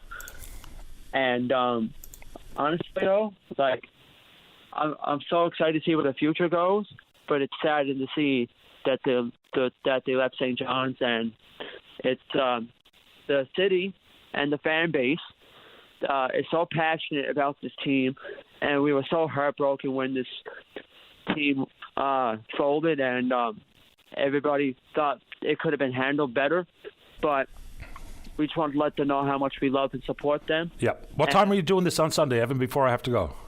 Yep, between 3 and 4, okay. And Growlers Nation, stand proud. Thanks for doing this, Evan. Have fun on Sunday. Thank you. You're welcome. Bye-bye. And I hear people say, it's Bush League hockey. Well, the fact of the matter is 751 players that played in the East Coast Hockey League or the ECHL have made their way to the NHL. This particular season, 11 former ECHL players have made their NHL debut this year. Let's keep rolling. Let's go to line number 1. Steve, you're on the air. Good morning, Patty. Thanks for taking my call. Happy to do it. Especially after the sad Growlers call. That's pretty sad news. But anyway, Glendenning Golf and the Willows Golf, Patty, we're looking for some staff, and we're holding a job fair. We're going to do it tomorrow from 12 to 3 at Glendenning. And we're looking for staff for the summer, basically all aspects of our operation. Right from grounds crew, outdoors people working the golf courses at both Glendenning and the Willows. We're looking for bartenders, pub staff in our kitchen, dishwashers, looking for someone on the canteen on the golf course. Some of those jobs are 19 plus if you're working in the bar or in the pub, but we've got positions available for high school kids in what we call our back shop. Looking for pro shop staff to greet people on the golf course, starters and marshals, the guys that they interact with golfers on a daily basis. They talk to them on the course and help them out and things like that. So we're looking for people for both Glendenning and the Willows. So hoping to see a big crowd tomorrow. We'll have our managers on site, and we'll probably be doing some hiring right on the spot. Fair enough. I've worked on a golf course in the past. It's a great laugh. You know, whether you be on the ground course crew itself. I was a marshal 1 year out in Jasper. That was one of the best jobs I ever had. I was also the beer cart guy one summer. Terrific job. Anyway, so hopefully I imagine you would excel. I'd say you would excel at those jobs. I did very well. Thanks a lot, Steve. So about how many people are you shy leading into the golf season? I got to think we're looking for about 20 positions overall between both golf courses. And the other thing I did mention, one of the perks of working at Glendenning and the Willows, our staff gets free golf. That's a nice little perk, especially if someone's so inclined they want to go out and play even 4 or 5 holes some afternoon. Pop up with their clubs and there's no charge. Everybody knows golf is not the cheapest activity around. So it is a nice little perk for all our staff. Sounds like an excellent little perk, Steve. Good luck with it. Let us know how it goes. Thank you very much. Appreciate the time. My pleasure. Take care. All right, bye-bye. There we go. Steve Denning from Glendenning. Let's take a break. When we come back, plenty of time for you. If you're in the St. John's metro region, 709-273-5211. Elsewhere, it's toll-free long distance, 1-888-590-VOCM, which is 8626. We're taking a break, and then we're coming back. Let's go to line number 4. Jen, you're on the air. Hey, good morning, Patty. Happy Friday to you. The very same to you. TGIF. Indeed. I'm just calling in following up on a call. I think it was earlier this week. I heard a lady called in who was talking about knitting and doing some knitting classes. Yeah, I believe her name was Luann Dupree, I think. Yeah, I thought that was just fantastic to hear. And as an avid knitter myself, when I heard you say, "Felt like a dying art," there's been voice in the back of my head saying, "Jen, you got to call in." I've been knitting for about 5 or 6 years now, and I guess being part of the community, I just see it as a growing art. There's a big resurgence, and in younger people in their 20s, 30s, 40s, and onward. I'm in my 40s. And online, there is a huge presence, particularly on YouTube, of different designers, young designers, knitters, YouTubers. There's really a lot happening. Personally, I can't learn from books or classes because I find the images are really confusing to me. And when I go to a class, I forget what I learned until the next week. So everything I learned was on YouTube. And I just wanted to say to anyone who was thinking, I remember my nan doing that, or I did that a little bit when I was a kid, and I'd like to get back into it, but I don't know where to go. Go to YouTube. There's tons of resources there. I started just wanting to knit dishcloths in January because I thought, it'd be nice to have for next Christmas to bring to family and friends' homes. I got bored with dishcloths very quickly. I think everybody got hats that year. Since then, you name it, I'm knitting it. I tell you what, Jen, since that call, I have been told in no uncertain terms that knitting is not a dying art. I'm telling you, people were really quite frustrated that I even dare reference it. I have no idea, but one lady said to me that she's been knitting for quite a long time, and she was teaching, I believe it was her granddaughter to knit, and then the pandemic struck, and then all of a sudden the knitting community that they were involved with as a knitting circle, meeting face-to-face, when they expanded it to an online presence, she said, I think they had somewhere in the neighborhood of 35 people in their knitting circle, and within 6 months that number was 500. So she told me, hey, knitting is here, it's here to stay. Fair enough, I think that's fantastic. And so I didn't know, but my own lived experiences, when I would go around with my family and or visiting Nan or some of her friends, every single house you could see the knitting kit right there alongside the couch. So it looked at me like it was just so omnipresent in every home that I would ever go into, including my mother would knit. So I'm glad to hear that it's not going away. And Miss Dupree doing what she's doing, introducing it in the schools, I think is also fantastic. Apparently the children are thrilled with it. They're knitting their own headbands, and that's the sign that you're part of the knitting club because you go around with your own personally knit headband on. So I think it's brilliant. Yeah, it is, and it's not only community based, but it's so enjoyable to sit down and do something and create with your hands. We talk a lot about short attention spans and the need to slow down and be mindful. And one thing that knitting has it's taught me a lot of things, but one thing in particular that I find has gone over into many other areas of my life is this idea of sometimes we think, well, I only got 5 minutes, I only got 10 minutes. It's not enough time to make progress in this area that I'm trying to do something. And I mean, I make shawls now, and there's, oh my God, 10s, 20s, 30,000 stitches, and then by the end, I like to knit with really small needles and small yarn. And the idea that, just doing that little small bit when you have time can make such a big difference. And I've definitely taken that lesson and brought it into other areas of my life. And I'm seeing a lot of change as a result. And it was something that knitting, it was like a physical representation for me into some areas that you can't always see the same way. Fair enough. I mean, doing things with your hands and creating something out of your own effort is always very, very satisfying. And then add to it if you're able to, like my Aunt Mary, give me a pair of knitted socks every single Christmas during my entire life. I mean, there's something quite satisfying by giving someone a gift, period, but even more so if it's something that you made yourself. Oh, yeah. I can't tell you the number of times that I'll cast something on with the intention of it being for myself. And partway through the project, there's, that little voice I was talking about earlier who said to call in to you will say to me, no, that's for this person or that's for that person. And I get it to give it to like a random neighbor or somebody that I work with, because somewhere in the back of my head, it's going, no, that's not meant for you. And it is. It's so lovely to just be able to be like, here's some time and energy I put into you because you put a positive. I see you doing positive or adding positive around. I want to give you something to say thanks. And it is. It's something really nice in that. It's been an offset of learning as well. I find I go out now and I go in the shops and the fiber contents I look at differently. I can tell how something was made, the structure of something. It's interesting to look back over the last 5 or 6 years and see just how many things I've learned about things like fiber content, different sheets, different fiber processing, different dyes, and how I'm looking at the world through a different lens as a result. Same as, when you get into gardening and all of a sudden you look around and you see things through a different lens. I found the same thing has happened with this. Very interesting. The only thing I know about fiber is the thread count to my bed sheets, to be honest. So, and I think it's great you're doing what you're doing. So what's the most elaborate piece you've knit, or what was it? Oh, my goodness. Probably a shawl.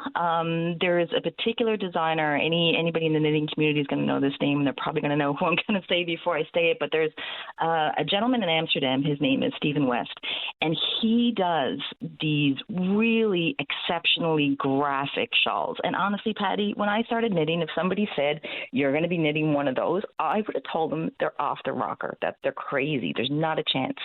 But as you just learn little bits at a time and you learn how to do it. So there are some pieces that I've knit of his that are, they're worthy to put up on a wall. They're really incredible. And what amazes me about his in particular is that they look so complicated and so difficult to do. But the individual stitches that are involved generally are not that difficult. And if you have a little bit of knitting knowledge and you buy his patterns, he has tons of tutorials like YouTube tutorials that he will include with it, and he'll walk you through the process. And you end up with something that you're like, how did I do this? How is it that I created this? It's really fantastic. There's a lot of, sorry, go ahead. No, you go right ahead. Oh, I was going to say his has a lot of color, and for a long time I had fear of putting color together. My husband's actually much better. I would often go to him and go, babe, what color should I put together for this? But there's a lot of kits that you can buy as well if there's certain patterns that you like. And there's a lot of dyers out there, a lot of artisan dyers across the country and internationally. And, you can get very cost-effective, economical wool. You can also get really artisan high quality, really soft, beautiful colored yarns as well. In fact, there's a lady, hope she doesn't mind me saying her name is Pam Hines. Pam Hines, she is the dyer for Windswept Fiber and Designs, a fairly recent dyer and designer here in the city. She's actually opening up a shop tomorrow down at the Artisan Loft at 166 Water Street. So if anybody has a knitter in their family and you want to go get a really nice skein of yarn for them, I would check out her shop for sure. Her stuff is really something special. I can't tell you how pleased I am to have a follow-up call on knitting, to be honest with you, because the email reaction to Mr. Pre's call was really quite something and fascinating, to be honest. So one thing that I do see, and I don't know how to knit or crochet or anything, but my wife does, is the way they sell the yarn. And you have to kind of take how they sell it and just spin it around and make a ball out of it yourself, because it looks quite frustrating how they actually sell yarn. Yeah, so there's different ways that it's sold. Sometimes it's already what we call kind of caked up, or it comes in a little ball that you can just pull from. What you're talking about would be considered like hanks or skeins, and you have to put it. You probably as a little boy probably sat on the floor at some point with your arms stretched out, and somebody wound it off you. 100%. Right. So my little boy did the same thing until my husband bought me some tools so that I could do it, and he was very happy when that happened. But yes, and so what that does is it keeps the tension off the yarn, and that way when you knit with it, particularly if you're using natural fibers like wools, it will help keep the shape after you knit it, right? And of course, we have to be careful. Wool very differently. You don't want to throw it in the washer and dryer unless it's done with a certain process. I won't get into a lot of details there, but it's really interesting the different ways that works. If you wind the skein of yarn too early, apparently, and leave it for a long time, I only found this out recently, you can put a lot of tension on the yarn, and that can affect the way it will knit up and function down the road. So there's a lot to the fiber as well, which is really interesting, and that's one of the reasons why they're sold as they are, is my understanding. Really great call. Thanks for your time, Jen. If you're ever in the business making hats, I'm 7 5/8. Good to know. Have a good one, Pat. Thanks, Jen. All the best. Cheers. Bye-bye. There you go. A knitting follow-up? Too good. Let's go to line number 1. Kelly, you're on the air. Hi, Patty. How are you today? I'm well, thanks. How about you? I'm pretty good. A little bit frustrated this morning, though. We got home around 12:30 last night, and we parked our truck on the road because the parking ban was over on the 5th. And we get up this morning, and we were one of several on our street with a ticket on our windshield. I just wanted to call in to see if that was something that happened quite a bit there last night, and how many other people received that ticket as well, because we intend to take it. Obviously, once the city issues you a ticket, you have to show up in court to get that ticket lifted. We made a phone call on it, and we're told that even though the parking ban was over at April 5th, 12 o'clock didn't count. So anyway, I just wanted to call in and make you aware that that's happening, and if you could find out if that was a big thing that happened here last night in the city. I'm not sure, but the unfortunate reality is, and I've tried the same fight that you're about to entertain, it's a minuscule chance that you're going to get that ticket torn up, because the rules are pretty quite clear, and it seems pretty unfair to me. So I fell asleep on the couch one night with the truck out in the street. I woke up to a ticket on the windshield, and of course not a flake of snow or a bit of ice anywhere to be seen. Pavement was absolutely bare. So you would think that in the essence of fairness and common sense, if the rule is there so you don't impede snow clearing, fair ball, give everyone a ticket. But if there's no snow and no snow clearing or ice management activity, it seems patently unfair to give someone a ticket. Yes, I agree. And the thing is that the parking ban is over April 5th, and I'm sure there are lots of people thinking the same thing that we were thinking last night. And I said to my partner, don't worry about that, we can park there. We usually park into our our neighbor's driveway, and he had a parking spot there free last night. We could have went there, but we didn't because we knew the parking ban was over on the 5th. It's ridiculous, but anyway, that's it. We're going to still go up and see if there's anything we can do about it, because it was technically April the 5th. Why someone gave that ticket out last night is beyond me. And like you said, it was a great night there last night in regards to no snow, and we weren't impeding any traffic or anything, right? Yeah, I believe the ticket price was $75. What is it now? It's $75, yes. Yeah. Too bad it happened, Kelly. I'm sorry to hear it. I appreciate your time. Let me know if you have any luck getting it overturned. I will. Thank you. You're welcome. Bye-bye. All right, let's take a break. When we come back, Cape St. George Mayor Stella Cornick is in the queue. Of course, lots of flooding and damaged property and roads out in her area. And Ivan Lair is a member of the Inshore Council. He's a young harvesters rep on that. Don't go away. Welcome back to the show. Let's go to line number 6. Good morning to the Mayor of Cape St. George. That's Stella Cornick. And good morning, Mayor Cornick. You're on the air. Good morning, Patty. How are you today? I'm not doing too bad. How about you? We're not doing too bad. Things are moving along. Slowly, I guess, but surely. Well, I mean, I saw the visuals over the weekend of the culverts being washed away, water rushing through people's homes. So give us an update first on the roadways. What's open, what's not? Well, the Marches Point washout was repaired. We had a company land here Saturday morning. I think it was Boyd and Bungie landed here from Stephenville. And they did, I'm amazed at the job they did. Like, bing, bang, bang, it was done. About 4:15, Bungie had the road open for us. And then Monday morning, they started to move in equipment. We had a company, Johnson's from Cornerbrook. They moved in, and now they're in the process of getting Roses Brook open. They're telling me yesterday they're hoping to have it open on Sunday. Now, if they run into any issues, they will at least try to get one lane open for the schools on Monday. That's a good thing. And, you know, when people get at it, they can reopen these roads quite quickly. So was it merely clearing the roads off, or what's the status of washouts or the shoulders being eroded? Oh my God, the shoulder's unreal. In actual fact, I'm in the process now. I'm just before you called, I'm sitting down doing an email to the Department of Transportation with pictures. One of our guys here at the Cape went around and did pictures of all the culverts and the damages that the Department of Highways now has to come out to repair. So I'm sending them off the pictures. Hopefully they'll get at this very shortly. One of the most devastating things, because we can deal with the issues of the shoulders of the road and the pavement and clearing up the muck and the grout and replacing the culverts, it's the impact on the individuals. And I just don't mean the ability to travel around the community or the area. It's the numbers of people that didn't have any home insurance in place, and now what? So the province and yourself have said, send us some pictures. Any status about how some people are going to be supported here? Because I'm going to surmise that if they were struggling to pay the bills and couldn't afford home insurance, they're not going to be able to afford the repairs or to replace what's been damaged. Exactly.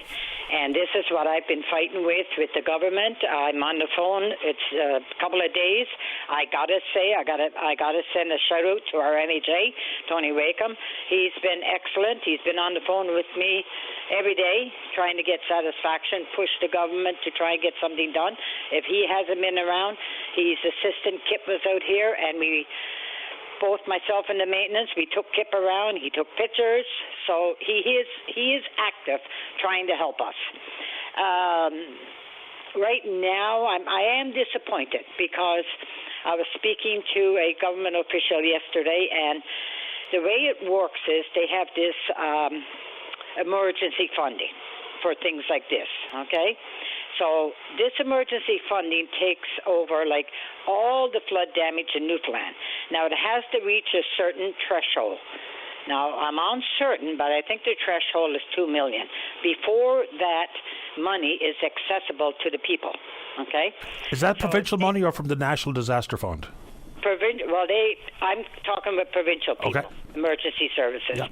And they tell me now that they have to do what's called, even if the money becomes available, before it becomes available, they have to do an assessment process. It's got to be a significant event, which this was, right? Then they've got to determine the scope of the damage. How long is this going to take? We need it now. We don't need it 3 months down the road. Well, we had a family displaced. Now, this family is out there. They have to find a place to live. They have to find another place. They have to find the money for rent and security and all this. Why?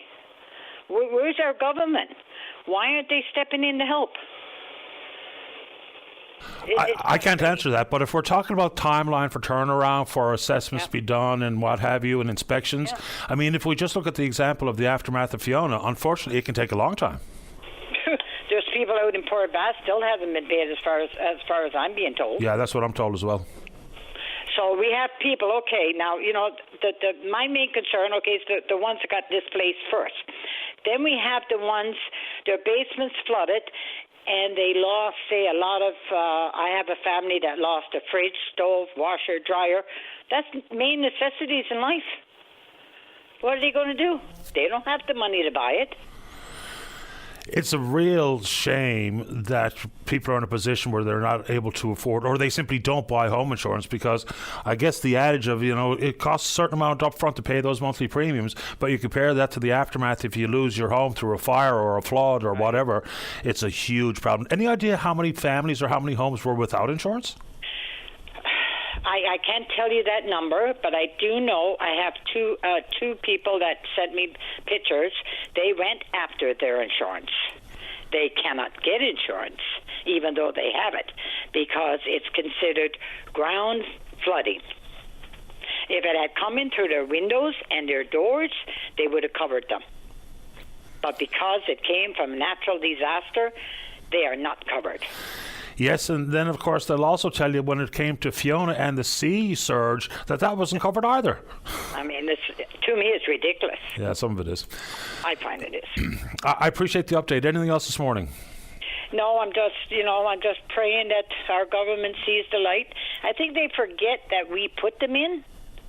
We put them in power, and we could take them out if they don't step up to the plate. Well, keep us in the loop as to how much attention you get and how quickly the turnaround becomes, if quick is the proper word, which is probably not. All right, Paddy. Thanks a lot for having me on. I appreciate your time. Good luck. Okay, thanks. Bye-bye. This is Stella Cornick, the Mayor of Cape St. George. Let's go to line number 2. Ivan, you're on the air. Yes, good day, Paddy. How are you? I'm doing okay. How about you? Pretty good. I wanted to call in there. I guess a little bit of rebuttal from to Jeff Loader yesterday. Okay. Oddly enough, you got a job to get him on before 11:30. Usually it's on Fridays. I'm surprised he called on a Thursday, but I've replayed the show a couple of times. Try to filter out some items I wanted to speak on today. He speaks about misinformation, Paddy, and the most misinformation we're hearing on this issue is coming from Loader and ASP. This, and I got to hand it to Eugene earlier. I believe that's who was on. He done a great job earlier. And this is more than about price, as usual. This is about a structural change of way pricing is done. This 57%, like Eugene mentioned earlier, this is a Loader or a Danish math that have come in the last couple of years. This is not how it was normally done for either side. We used to be able to look at it as somewhere around 36, 37. Some years when the price was good, we'd be in 42, 44%, 43%. This 57, I mean, I can add a step in and make the share 13%. I mean, that's just numbers and mathematical equations and stuff. And that was proven actually in Earl McCurdy's dissent. Loader mentioned yesterday that ASP submission was based on historical information, but in McCurdy's dissent, he stated that that wasn't the case, and ASP's position on panel and the presenter at panel for ASP said that was just a numbers that they felt was fair. They wasn't able to connect it to historic figures, so that was false. There a few days ago, he mentioned CPP. Paddy, that's absolutely false. Arbiters pay their own CPP. No, he cleared that up. In fairness to the association, as soon as he said it and I asked him to provide me some more info, within 60 seconds they wrote me and said, no, CPP is not covered. And so I put that out there right away. No, and that's good, Paddy. But, Paddy, a fellow in his position representing large portion of processors, if not all of them, shouldn't make a little mistake as that. I mean, he should have known that. So he should get his facts clear and straight. Unfortunately, I'm the one doing this because I really don't like doing this, but here I am. Another issue I wanted to bring up is, his arbiter share. He talked about it's not capped, but Paddy, it is capped. It's actually capped at $8 at 56.9%. Just because 56.9% is larger on $10 than it is on $8 doesn't mean that the arbiter share isn't kept. The share is a percentage, not the actual amount that the percentage spits out. So it is kept at 56.9%. He went on to say that the Maritime or the Gulf crab is getting a $3.25, and in some cases now we're hearing as high as $3.50, $3.75, because their market price is $6. In the formula or the table that they presented, which the panels picked a few days ago, at $6 in the market, we're between Newfoundland arbiter is between $2.99 a pound and $3.03 a pound. So that argument is inaccurate as well. What else can I say here? Well, inside of that, I asked him to break that down because he says that there's additional costs for local processors here, including EI and another couple of issues that he broached, not CPP. So that breakdown came down to, let's say, $3.25, because that's the number that I've seen on a couple of invoices in the last couple of days, versus $2.60. So we got ourselves 65 cents, right? Inside of that, he said there's about a 35% additional cost per pound for processors there, payroll, EI, what have you. But that still leaves 30 cents on the table. So no real clear explanation as to why that extra 30 cents sits in the hands of the processor.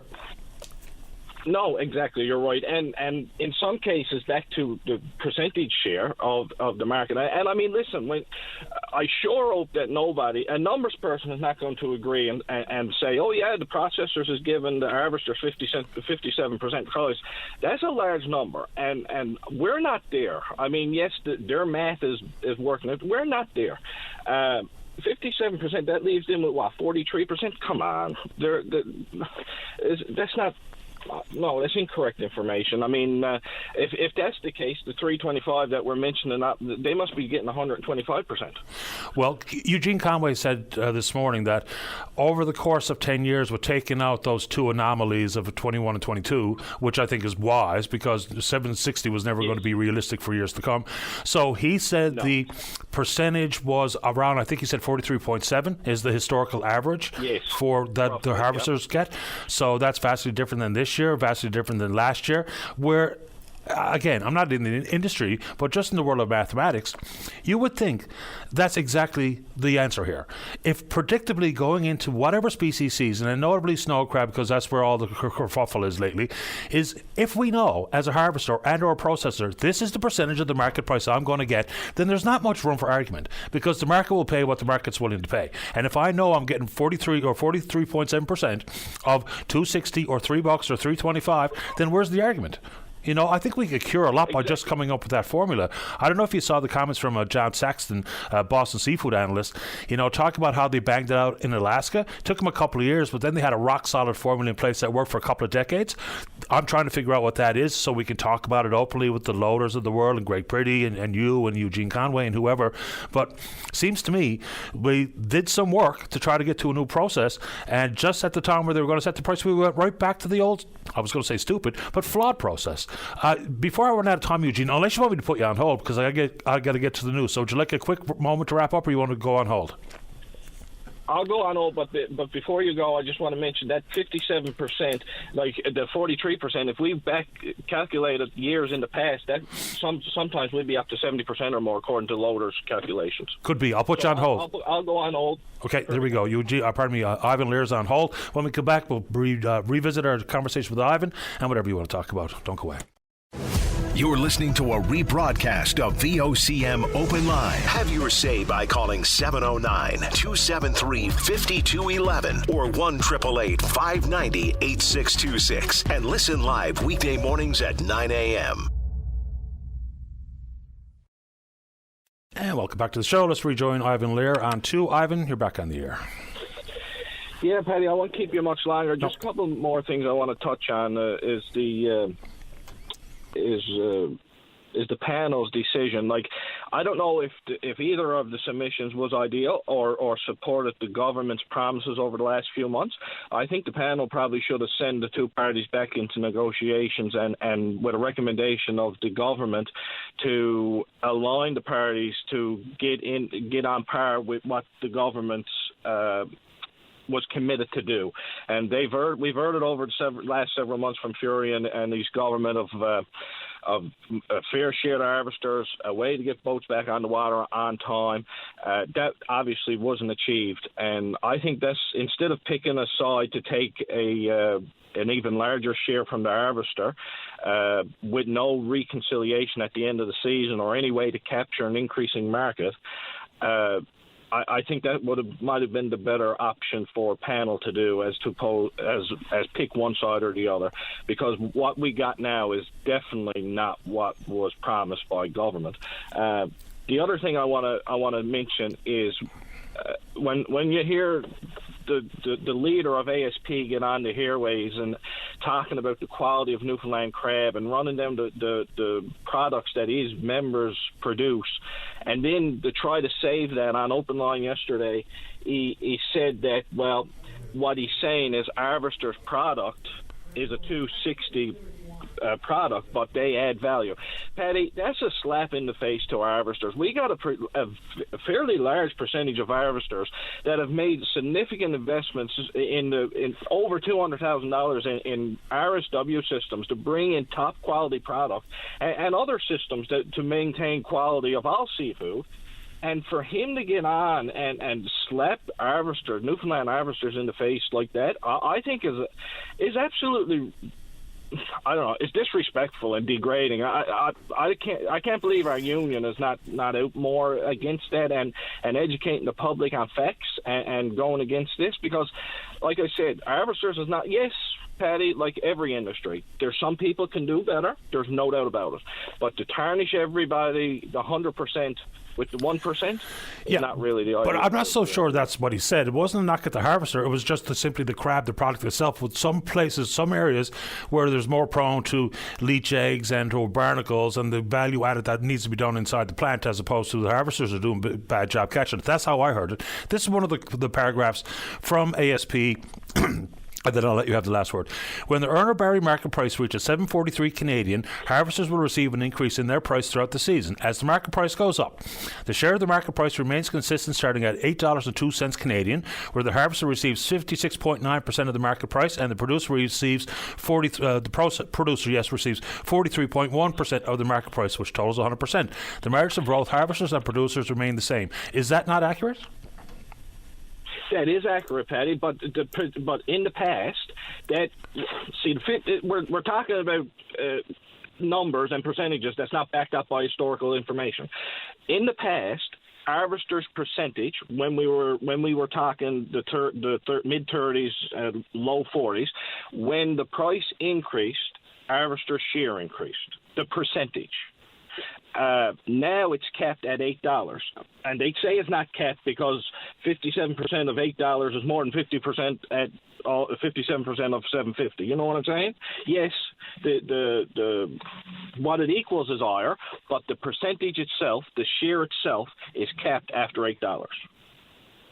Got it. And what you said about him, but if I can remember correctly, Loader said that they have to do things and keeping product and crab at the right temperature from when it comes off the bottom. So, referring to harvesters. And listen, we have harvesters that have tried their best. As like processors. There's processors that got crab left in trucks. Every processor is not operating with top quality. Every fish harvester is not operating with low quality. So to paint everybody with the one brush is very wrong in this industry. Fair ball. I appreciate your time this morning, Ivan. Thanks for the call. Have a good one. You too, buddy. All the best. Bye-bye. Let's keep rolling here. Let's go to line number 5. Good morning, Hannah. You're on the air. Hi, Patty. Good morning. Good morning. All right. So my name is Hannah. I'm the manager at the Travel Bug and the Bee's Knees, and we have been the Eclipse Glasses go-to central. And I was hoping to call today and just put the word out there that our pre-orders are now officially closed. So we do not have any stock right now at the moment in store, and people can no longer place pre-orders, unfortunately. But I do have good news. We're expecting a shipment to come in this afternoon, and we have reserved a couple hundred pairs that we're going to have for sale in the store, in-store, first come, first serve only. So if people keep an eye on our social media pages, as soon as I do have any available, I'll post on there. And then anybody who's interested, hurry on down and may be able to get some right off the bat there. Yeah, so you absolutely have to wear approved eyewear. There's an ISO rating that is associated with these solar eclipse glasses. So unless you got a welder's mask or something else, the warnings have been very clear. Don't look directly at it. It can absolutely boil your retinas. We've had optometrists on this program talking about the impact of the corona during the eclipse. So please be very, very careful, and good luck with the sale, and hopefully everyone enjoys. In Eastern Newfoundland, it doesn't look good at this moment in time that we're going to have the required limited cloud cover to get a look at it with approved eyewear. But thanks for this morning, Hannah. Anything else before we take a break? No, just thank you so much to everybody who has been interested and supported us through this. This has been an awesome surprise that so many people are interested in the eclipse, and we're super excited to see that. So, yeah, thank you. Well, apparently the next one won't be until 2079 or something, so this is your chance. I appreciate this, Hannah. Exactly. It's definitely once in a lifetime. 100%. Thank you. Thank you. Have a great rest of your day. Thanks. You too. Bye-bye. All right, let's take a break. When we come back, we'll talk about an issue a lady's having to get taxes done for her deceased husband, the Bell Island dump, the Waterford, the energy industry, whatever you want to talk about. Don't go away. Welcome back to the show. Let's go to line number 1. Maureen, you're on the air. Good morning, Patty. Hi there. My husband passed away a year ago in March, and I'm trying to get his taxes done. The problem is he got 2 Canadian T4 slips, and he also has an American one. And nobody is doing the American one this year. Do you know where I can go and try to get him done?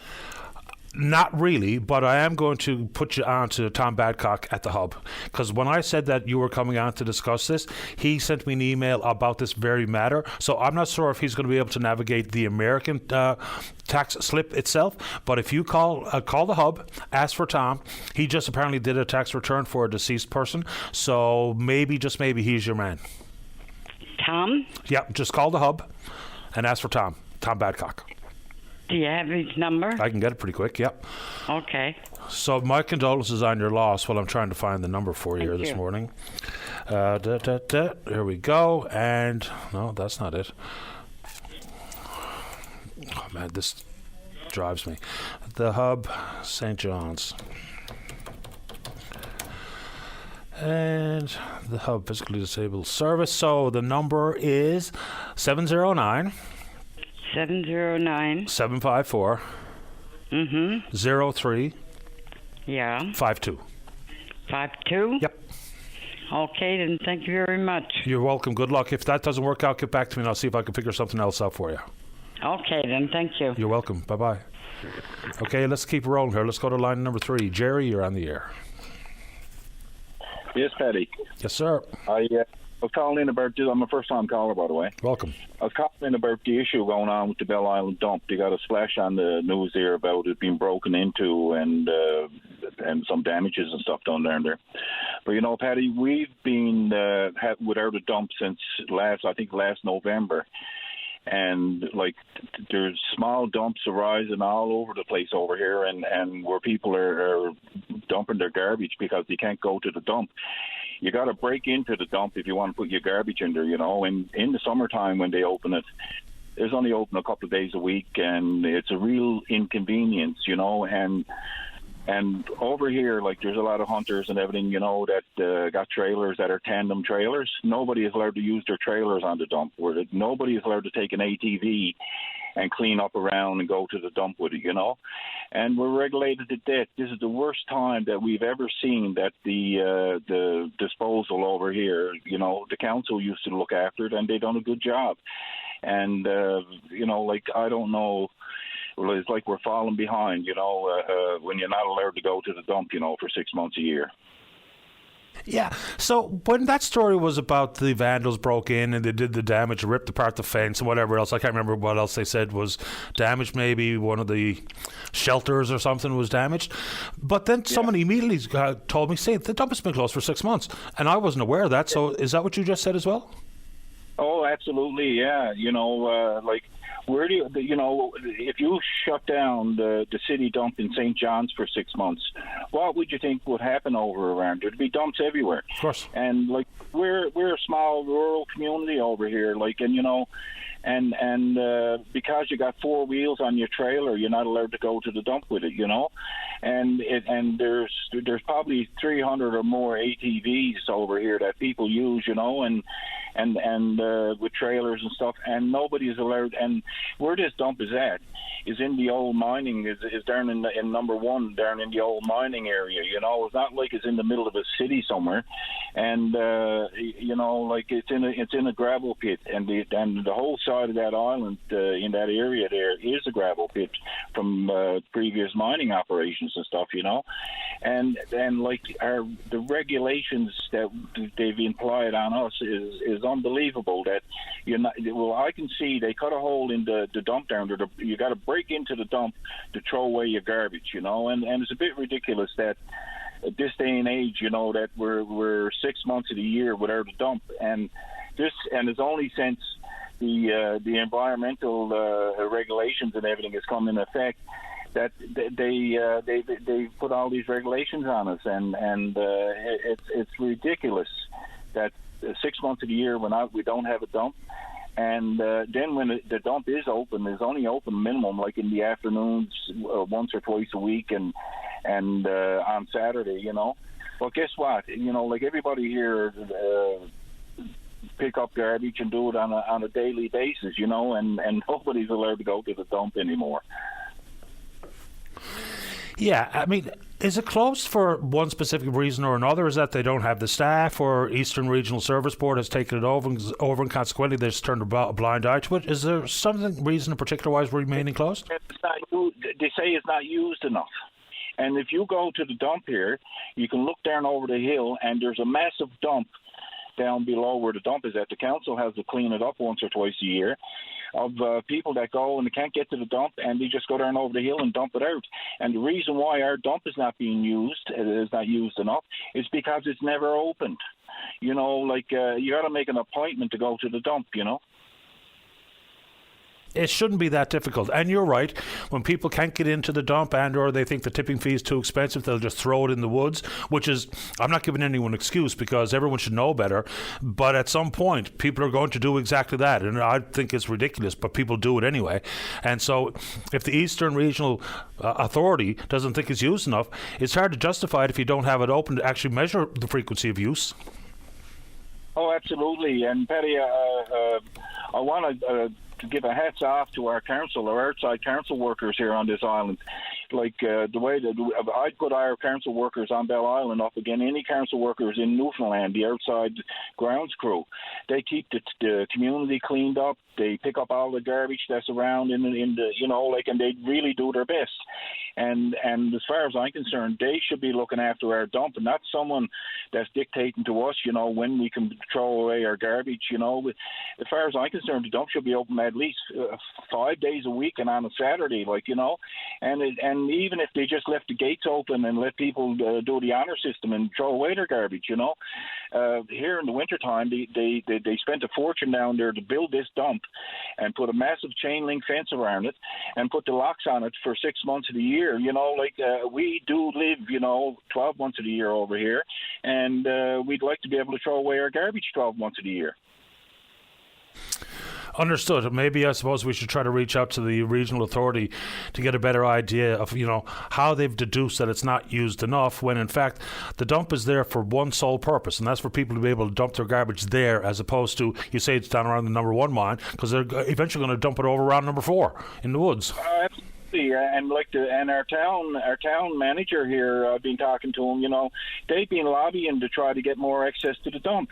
And Paddy, like, we're here in this little town, and you got to fight to get the dump open to throw away your garbage. It's totally ridiculous. And it's okay for someone sat back in an office somewhere to make up all of these rules.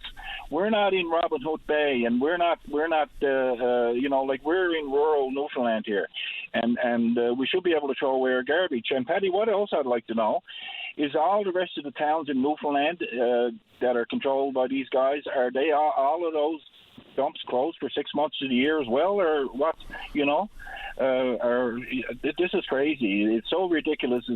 It's too stupid to laugh at. You know. Yeah, I don't know about the frequency of closures in other dumps controlled by different regional waste management authorities, but I do know many communities lost their dump, which some of them had commercial and industrial landfills, which of course was a source of revenue as well. Not only convenience for the locals to be able to throw away their garbage, so some municipalities actually lost revenue streams when we brought forward all these waste management authorities. You know, notably out west, people complained about it a lot, because what we're seeing is, in an effort, some of this was about net zero and all that kind of jazz, but what we're seeing is garbage being trucked all over God's creation in an effort to spare emissions. Like, I've never really understood the rationale for closing all the landfills. Now, places where we were still using incinerators, it's wise to move away from that, but some big commercial landfills that created pretty significant sums of money for the municipalities, they went by the wayside too, and those residents and municipal leaders are quite crooked with that. Last word to you, Jerry, before you get to the news. The one other thing I wanted to comment on, like, we had a population here of 15,000 people, and our town council done the landfill, and they kept it cleaned up, and like our landfill was buried in every day, and we got excellent areas here for landfill because there's mining areas, and you know, like you can clean up by having a landfill, and now like everything got to be trucked into St. John's, and you know, like I'll tell you one thing, everything worked 100% better here when our town was allowed to look after our disposal. You know, these guys coming over here and putting chain link fences around the dump and locking the gates and everything all week long, you know, it's crazy, Paddy. I appreciate the time, Jerry. We'll do some follow-up, see what we can figure out. Thanks, man, and we appreciate it. Take care. Bye-bye. Have a nice weekend. Yeah. All right, for those of you who left us to watch curling, or you didn't, Guizhou and Team Canada beat Japan 9-3. They wrap it up this afternoon, 2:30, against the host, Switzerland. Let's take a break for the news. When we come back, Frank, let's talk about the wreck house, the issue regarding the Waterford, flooding out west, energy, whatever you want to talk about. Don't go away. Saturday morning, join us for the Irish Newfoundland Show. Send your request to irishnl@vocm.com or submit them online at vocm.com. Welcome back. Let's go to line 6. Chris, you're on the air. Hey, how you doing today, Pat? Doing okay. How about you? Oh, good. I just wanted to touch on that bit of energy data that you shared earlier in the broadcast. Sure. It's a really great chart that was put together by a gentleman, Andrew Friesen, on Twitter.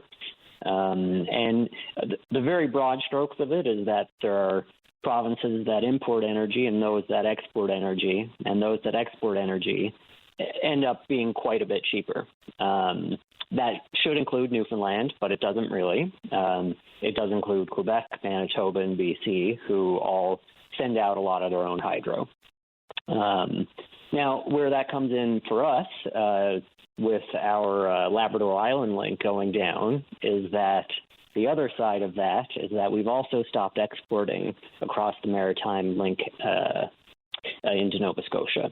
So that seems to be how they've responded to this supply event, which is, you know, basically going to still cut into the bottom line of our utility in a big way. Absolutely. I don't know if the update has been given already by Jennifer Williams. I'm not sure because, of course, I'm busy doing the program. But those damage updates are going to be pretty critically important. Liberty Consulting was quite clear. In certain remote parts of the Long-Range Mountains in particular, if there are major tower damage, I mean, we could be talking about blackouts and rolling brownouts for 45 days or so. So, I mean, that's pretty startling stuff. And now, twice here now in the last month or so, we've seen 8 towers damaged. And then, of course, it took about a couple of weeks to plow the roads to get in there to actually do the repairs on it. Now we've got another 10 or 15 apparently in southern Labrador. Apparently they're more accessible. They're talking about a week turnaround for the repairs. But this is going to be an ongoing concern. Yeah, and, you know, that's sort of the big question we have around energy security and energy independence here, is if our security lives up in Labrador, well, we're only secure as the lines that will actually get us here. Yeah, no. Apparently the updated timeline for repair is 2 weeks, not 1 week. Pardon me. Yeah, and so, you know, that's many weeks of exports are down, and really we're kind of lucky that we're in a low demand season right now. There's a really good bot that a buddy of mine, Bram, made up. You can find it at NL Electricity on Twitter again, and it's just a public data scraper that tracks the energy use of the province, or at least the island. That's where I saw the maritime link go down, and our demand in the middle of winter was, you know, like 1,800. Now that's including our exports, but had this happened in winter, we would be in a pretty bad spot, which then makes our backup generators, our, you know, potential diesel or whatever it may be, all the more important, because, you know, when the power goes off in the middle of winter, that's when people start dying. and that's, you know, really not something that we can responsibly let happen in a modern society. Of course not. And how the reliability of muskrat and the Labrador Island Link, how that factors into Hydro's demand forecast. I mean, people talk about decommissioning Holyrood and, going around Quebec as justification for building muskrat. Well, Holyrood's going to be here for the undetermined future, given the fact that we have a reliability concern, and a legitimate one, not because we're trying to be hyperbolic or anything. It's because it's happening right in front of our eyes. And the utilities across Canada are also sort of having their own, epiphanies like this. The utility, Hydro-Quebec, has been advising their municipalities to drop their natural gas bans, and they're even considering nuclear power again. In BC, there is similar strong wording coming out from their utility to environmental groups who are saying we should be able to totally decarbonize the BC grid and knock all the natural gas off. And the way that actually works out mechanically and practically is much more difficult to achieve, or with just astronomically higher bills along the way.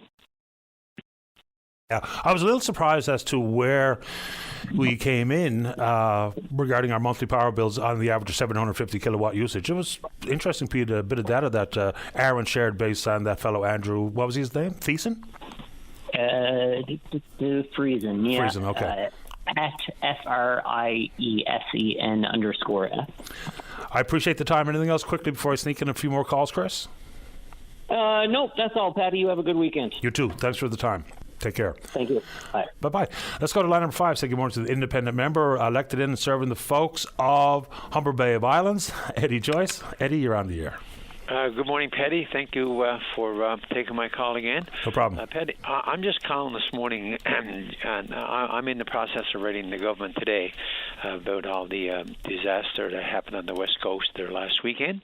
I think Mayor Cornick was on about some of the concerns about the Port-au-Port Peninsula, and I know in our way there was a major landslide here on Riverside Drive. A lot of work damaged on Boone's Road in Corner Brook, over in Hughes Brook.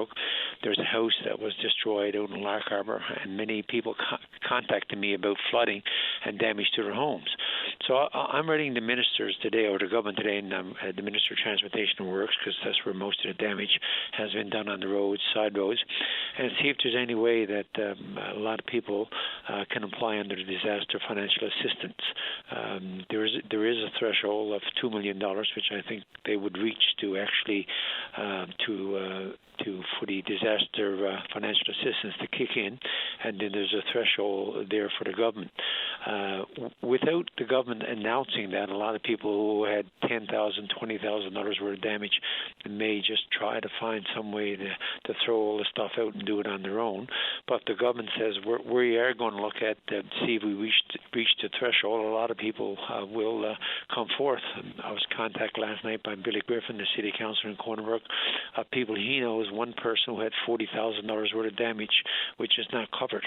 And so what I'm doing, and I'm just asking the minister and asking people who had any damage to their homes or to their properties, that they document it, they keep it, and then I'm asking the government today if they would consider, and I know that some damages on the roads is very extensive, like the Riverside Drive, that city Corner Brook, that's going to be a major job. Driving through the Bay of Islands, out McIvers, there's a major work needs to be done. All on the sides of the roads, driving towards York Harbour, Lark Harbour needs to be repaired. I think it will reach the threshold for sure, and this is including what's happening out in Port-au-Port. So with the combination of it all, I'm going to be asking the government to look at it, and once they send it out and say we are considering this, then people can put their claims forward to see if it actually meets the threshold. But I know it's not as major damage as was done out in the southwest coast, and that was tragic. But when a person loses their house and you have $40,000 worth of damage in your house, you got $20,000. You got small towns who are doing a lot of work and have to cover the cost. So I just want people to that I am writing the ministers, the government, and the Minister of Transportation and Works in particular, to look at this and pass it on to the appropriate people in government to see if there's any way possible that some of these people can get some assistance back if they applied to the federal government under the disaster financial assistance. So, Patty, that's all. I just wanted to let people know if you got damage, document it, take pictures, have things done. If it do reach that threshold, which I'm confident it would, and then our provincial government can apply to the federal government for disaster financial assistance, which will help some people alleviate a lot of concerns. Because when you lose your house, there's no, and not covered by insurance, there's no way to say how you ever could recover from that. So I'm just hoping that there's some way that we can, as a government and as a federal government, that we can help the whole Western Newfoundland. This is not just the Bay of Islands, this is Corner Brook, the Port area, and all the areas that had the flooding last weekend. I appreciate the time, Eddie. Hopefully the turnaround is quicker than we've seen in places like Port aux Basques. And Patty, thank you for the opportunity to put that out to people and to all the affected people. Thank you very much for that. Appreciate the time. Thanks, Eddie. Thank you, sir. You're welcome. Bye-bye. Eddie Joyce, independent member, Humber Bay of Islands. Last break of the morning and the week. Don't go away. Welcome back to the show. Let us go to line number 4. Fred, you're on the air. Good morning, Patty. Good morning. How are you this morning? I'm doing okay. How about you? I'm not doing good. I've been back and forth to hospitals every day. I'm waking up trying to commit suicide.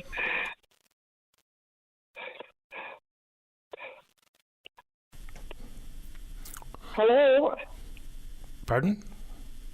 Yeah, no, I'm every day waking up wanting to commit suicide. Yeah, so I remember your circumstance. You're unable to get some help for your son, right, Fred? No, for myself. Oh, for yourself? Yes.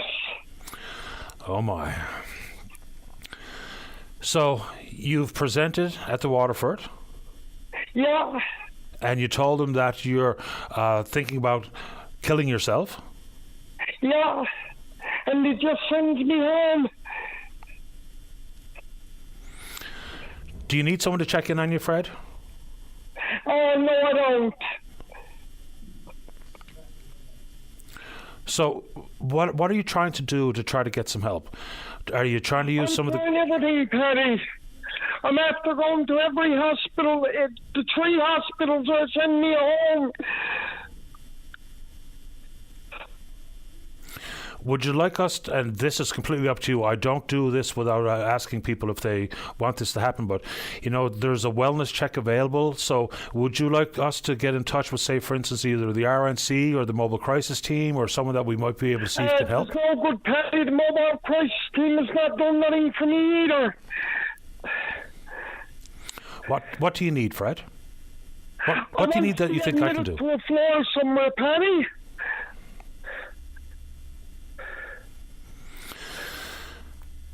If I could get you some help with a social worker that might be able to work on your behalf, be your advocate to try to get you some help, is that something you'd like me to try? Yes. Okay, I can do that. And so there are crisis lines that I'd like for you to have in the front of your mind that you should call if and when you do need, even just someone to talk to get you through a rough patch. Yeah. What numbers do you usually use? I usually use 811 or 988. 988 is the one that I want you to keep front of mind. So keep your phone in your hand. When you feel like this, please do indeed use those services while we try to get you hooked up with a social worker, and hopefully that will help champion your cause and maybe get you the help you need. I can try to work on that. And please, if you need someone to talk to, whether it be at 988 and or for 811 or any of these types of opportunities, please use them. Keep them close at hand. Keep it in front of your mind. And I'll try to see if I can do something to get you some help. So I have your telephone number. I can't make any promises, Fred, because this is a very difficult situation, but I'll try to get you some help. All right, thanks, Patty. Okay, take care. 988, make sure you use it every single time that you feel this way, okay? All right, thanks. Take care of yourself. Bye-bye. Talk soon. Okay, bye, Fred. let's go. Just 1 second. Let's go to line number 1. Say good morning to the PC member for Tops of Paradise. That's Paul Dinn. Paul, you're on the air. Good morning, Paddy. How are you? Okay, how about you? Not bad. I'm actually throwing off track now listening to the previous caller. Really unfortunate situation that people find themselves in, and kudos to you and how you deal with it. It's just terrible situation that people are in out there, and it makes my next topic probably not as important, but all the topics out there are. I just want to call in because I know there's been some discussion on your show today on education, and we'll be going through the estimates process now, and when we get back in the house now on the 15th, and get more detail. But I guess. I guess I wouldn't be lying if most of the comments I've gotten on the budget have been that it's underwhelming and a lot of re-announcements. But when I look at and listen to the issues that are happening in the classrooms with regards to violence and the like, and the special needs and complexities of the classrooms, I would have expected to see more in the budget from the minister and from this government to address these issues. And you talked about absenteeism earlier today, and a huge piece because our youth are our most important resource. They're the people who are going to carry this province long after we're gone, and we need to set them up for success. And there's been many reports done over the last number of years, and lots of information out there. There's an abundance of information in which to act, and yet we have a government currently now that just keeps, in my mind, kicking the can down the road, and coming up with something new, a new consultation, the Education Accord, the think tank, and so on and so on. And I think back to the Premier's report on improving educational outcomes back in 2017.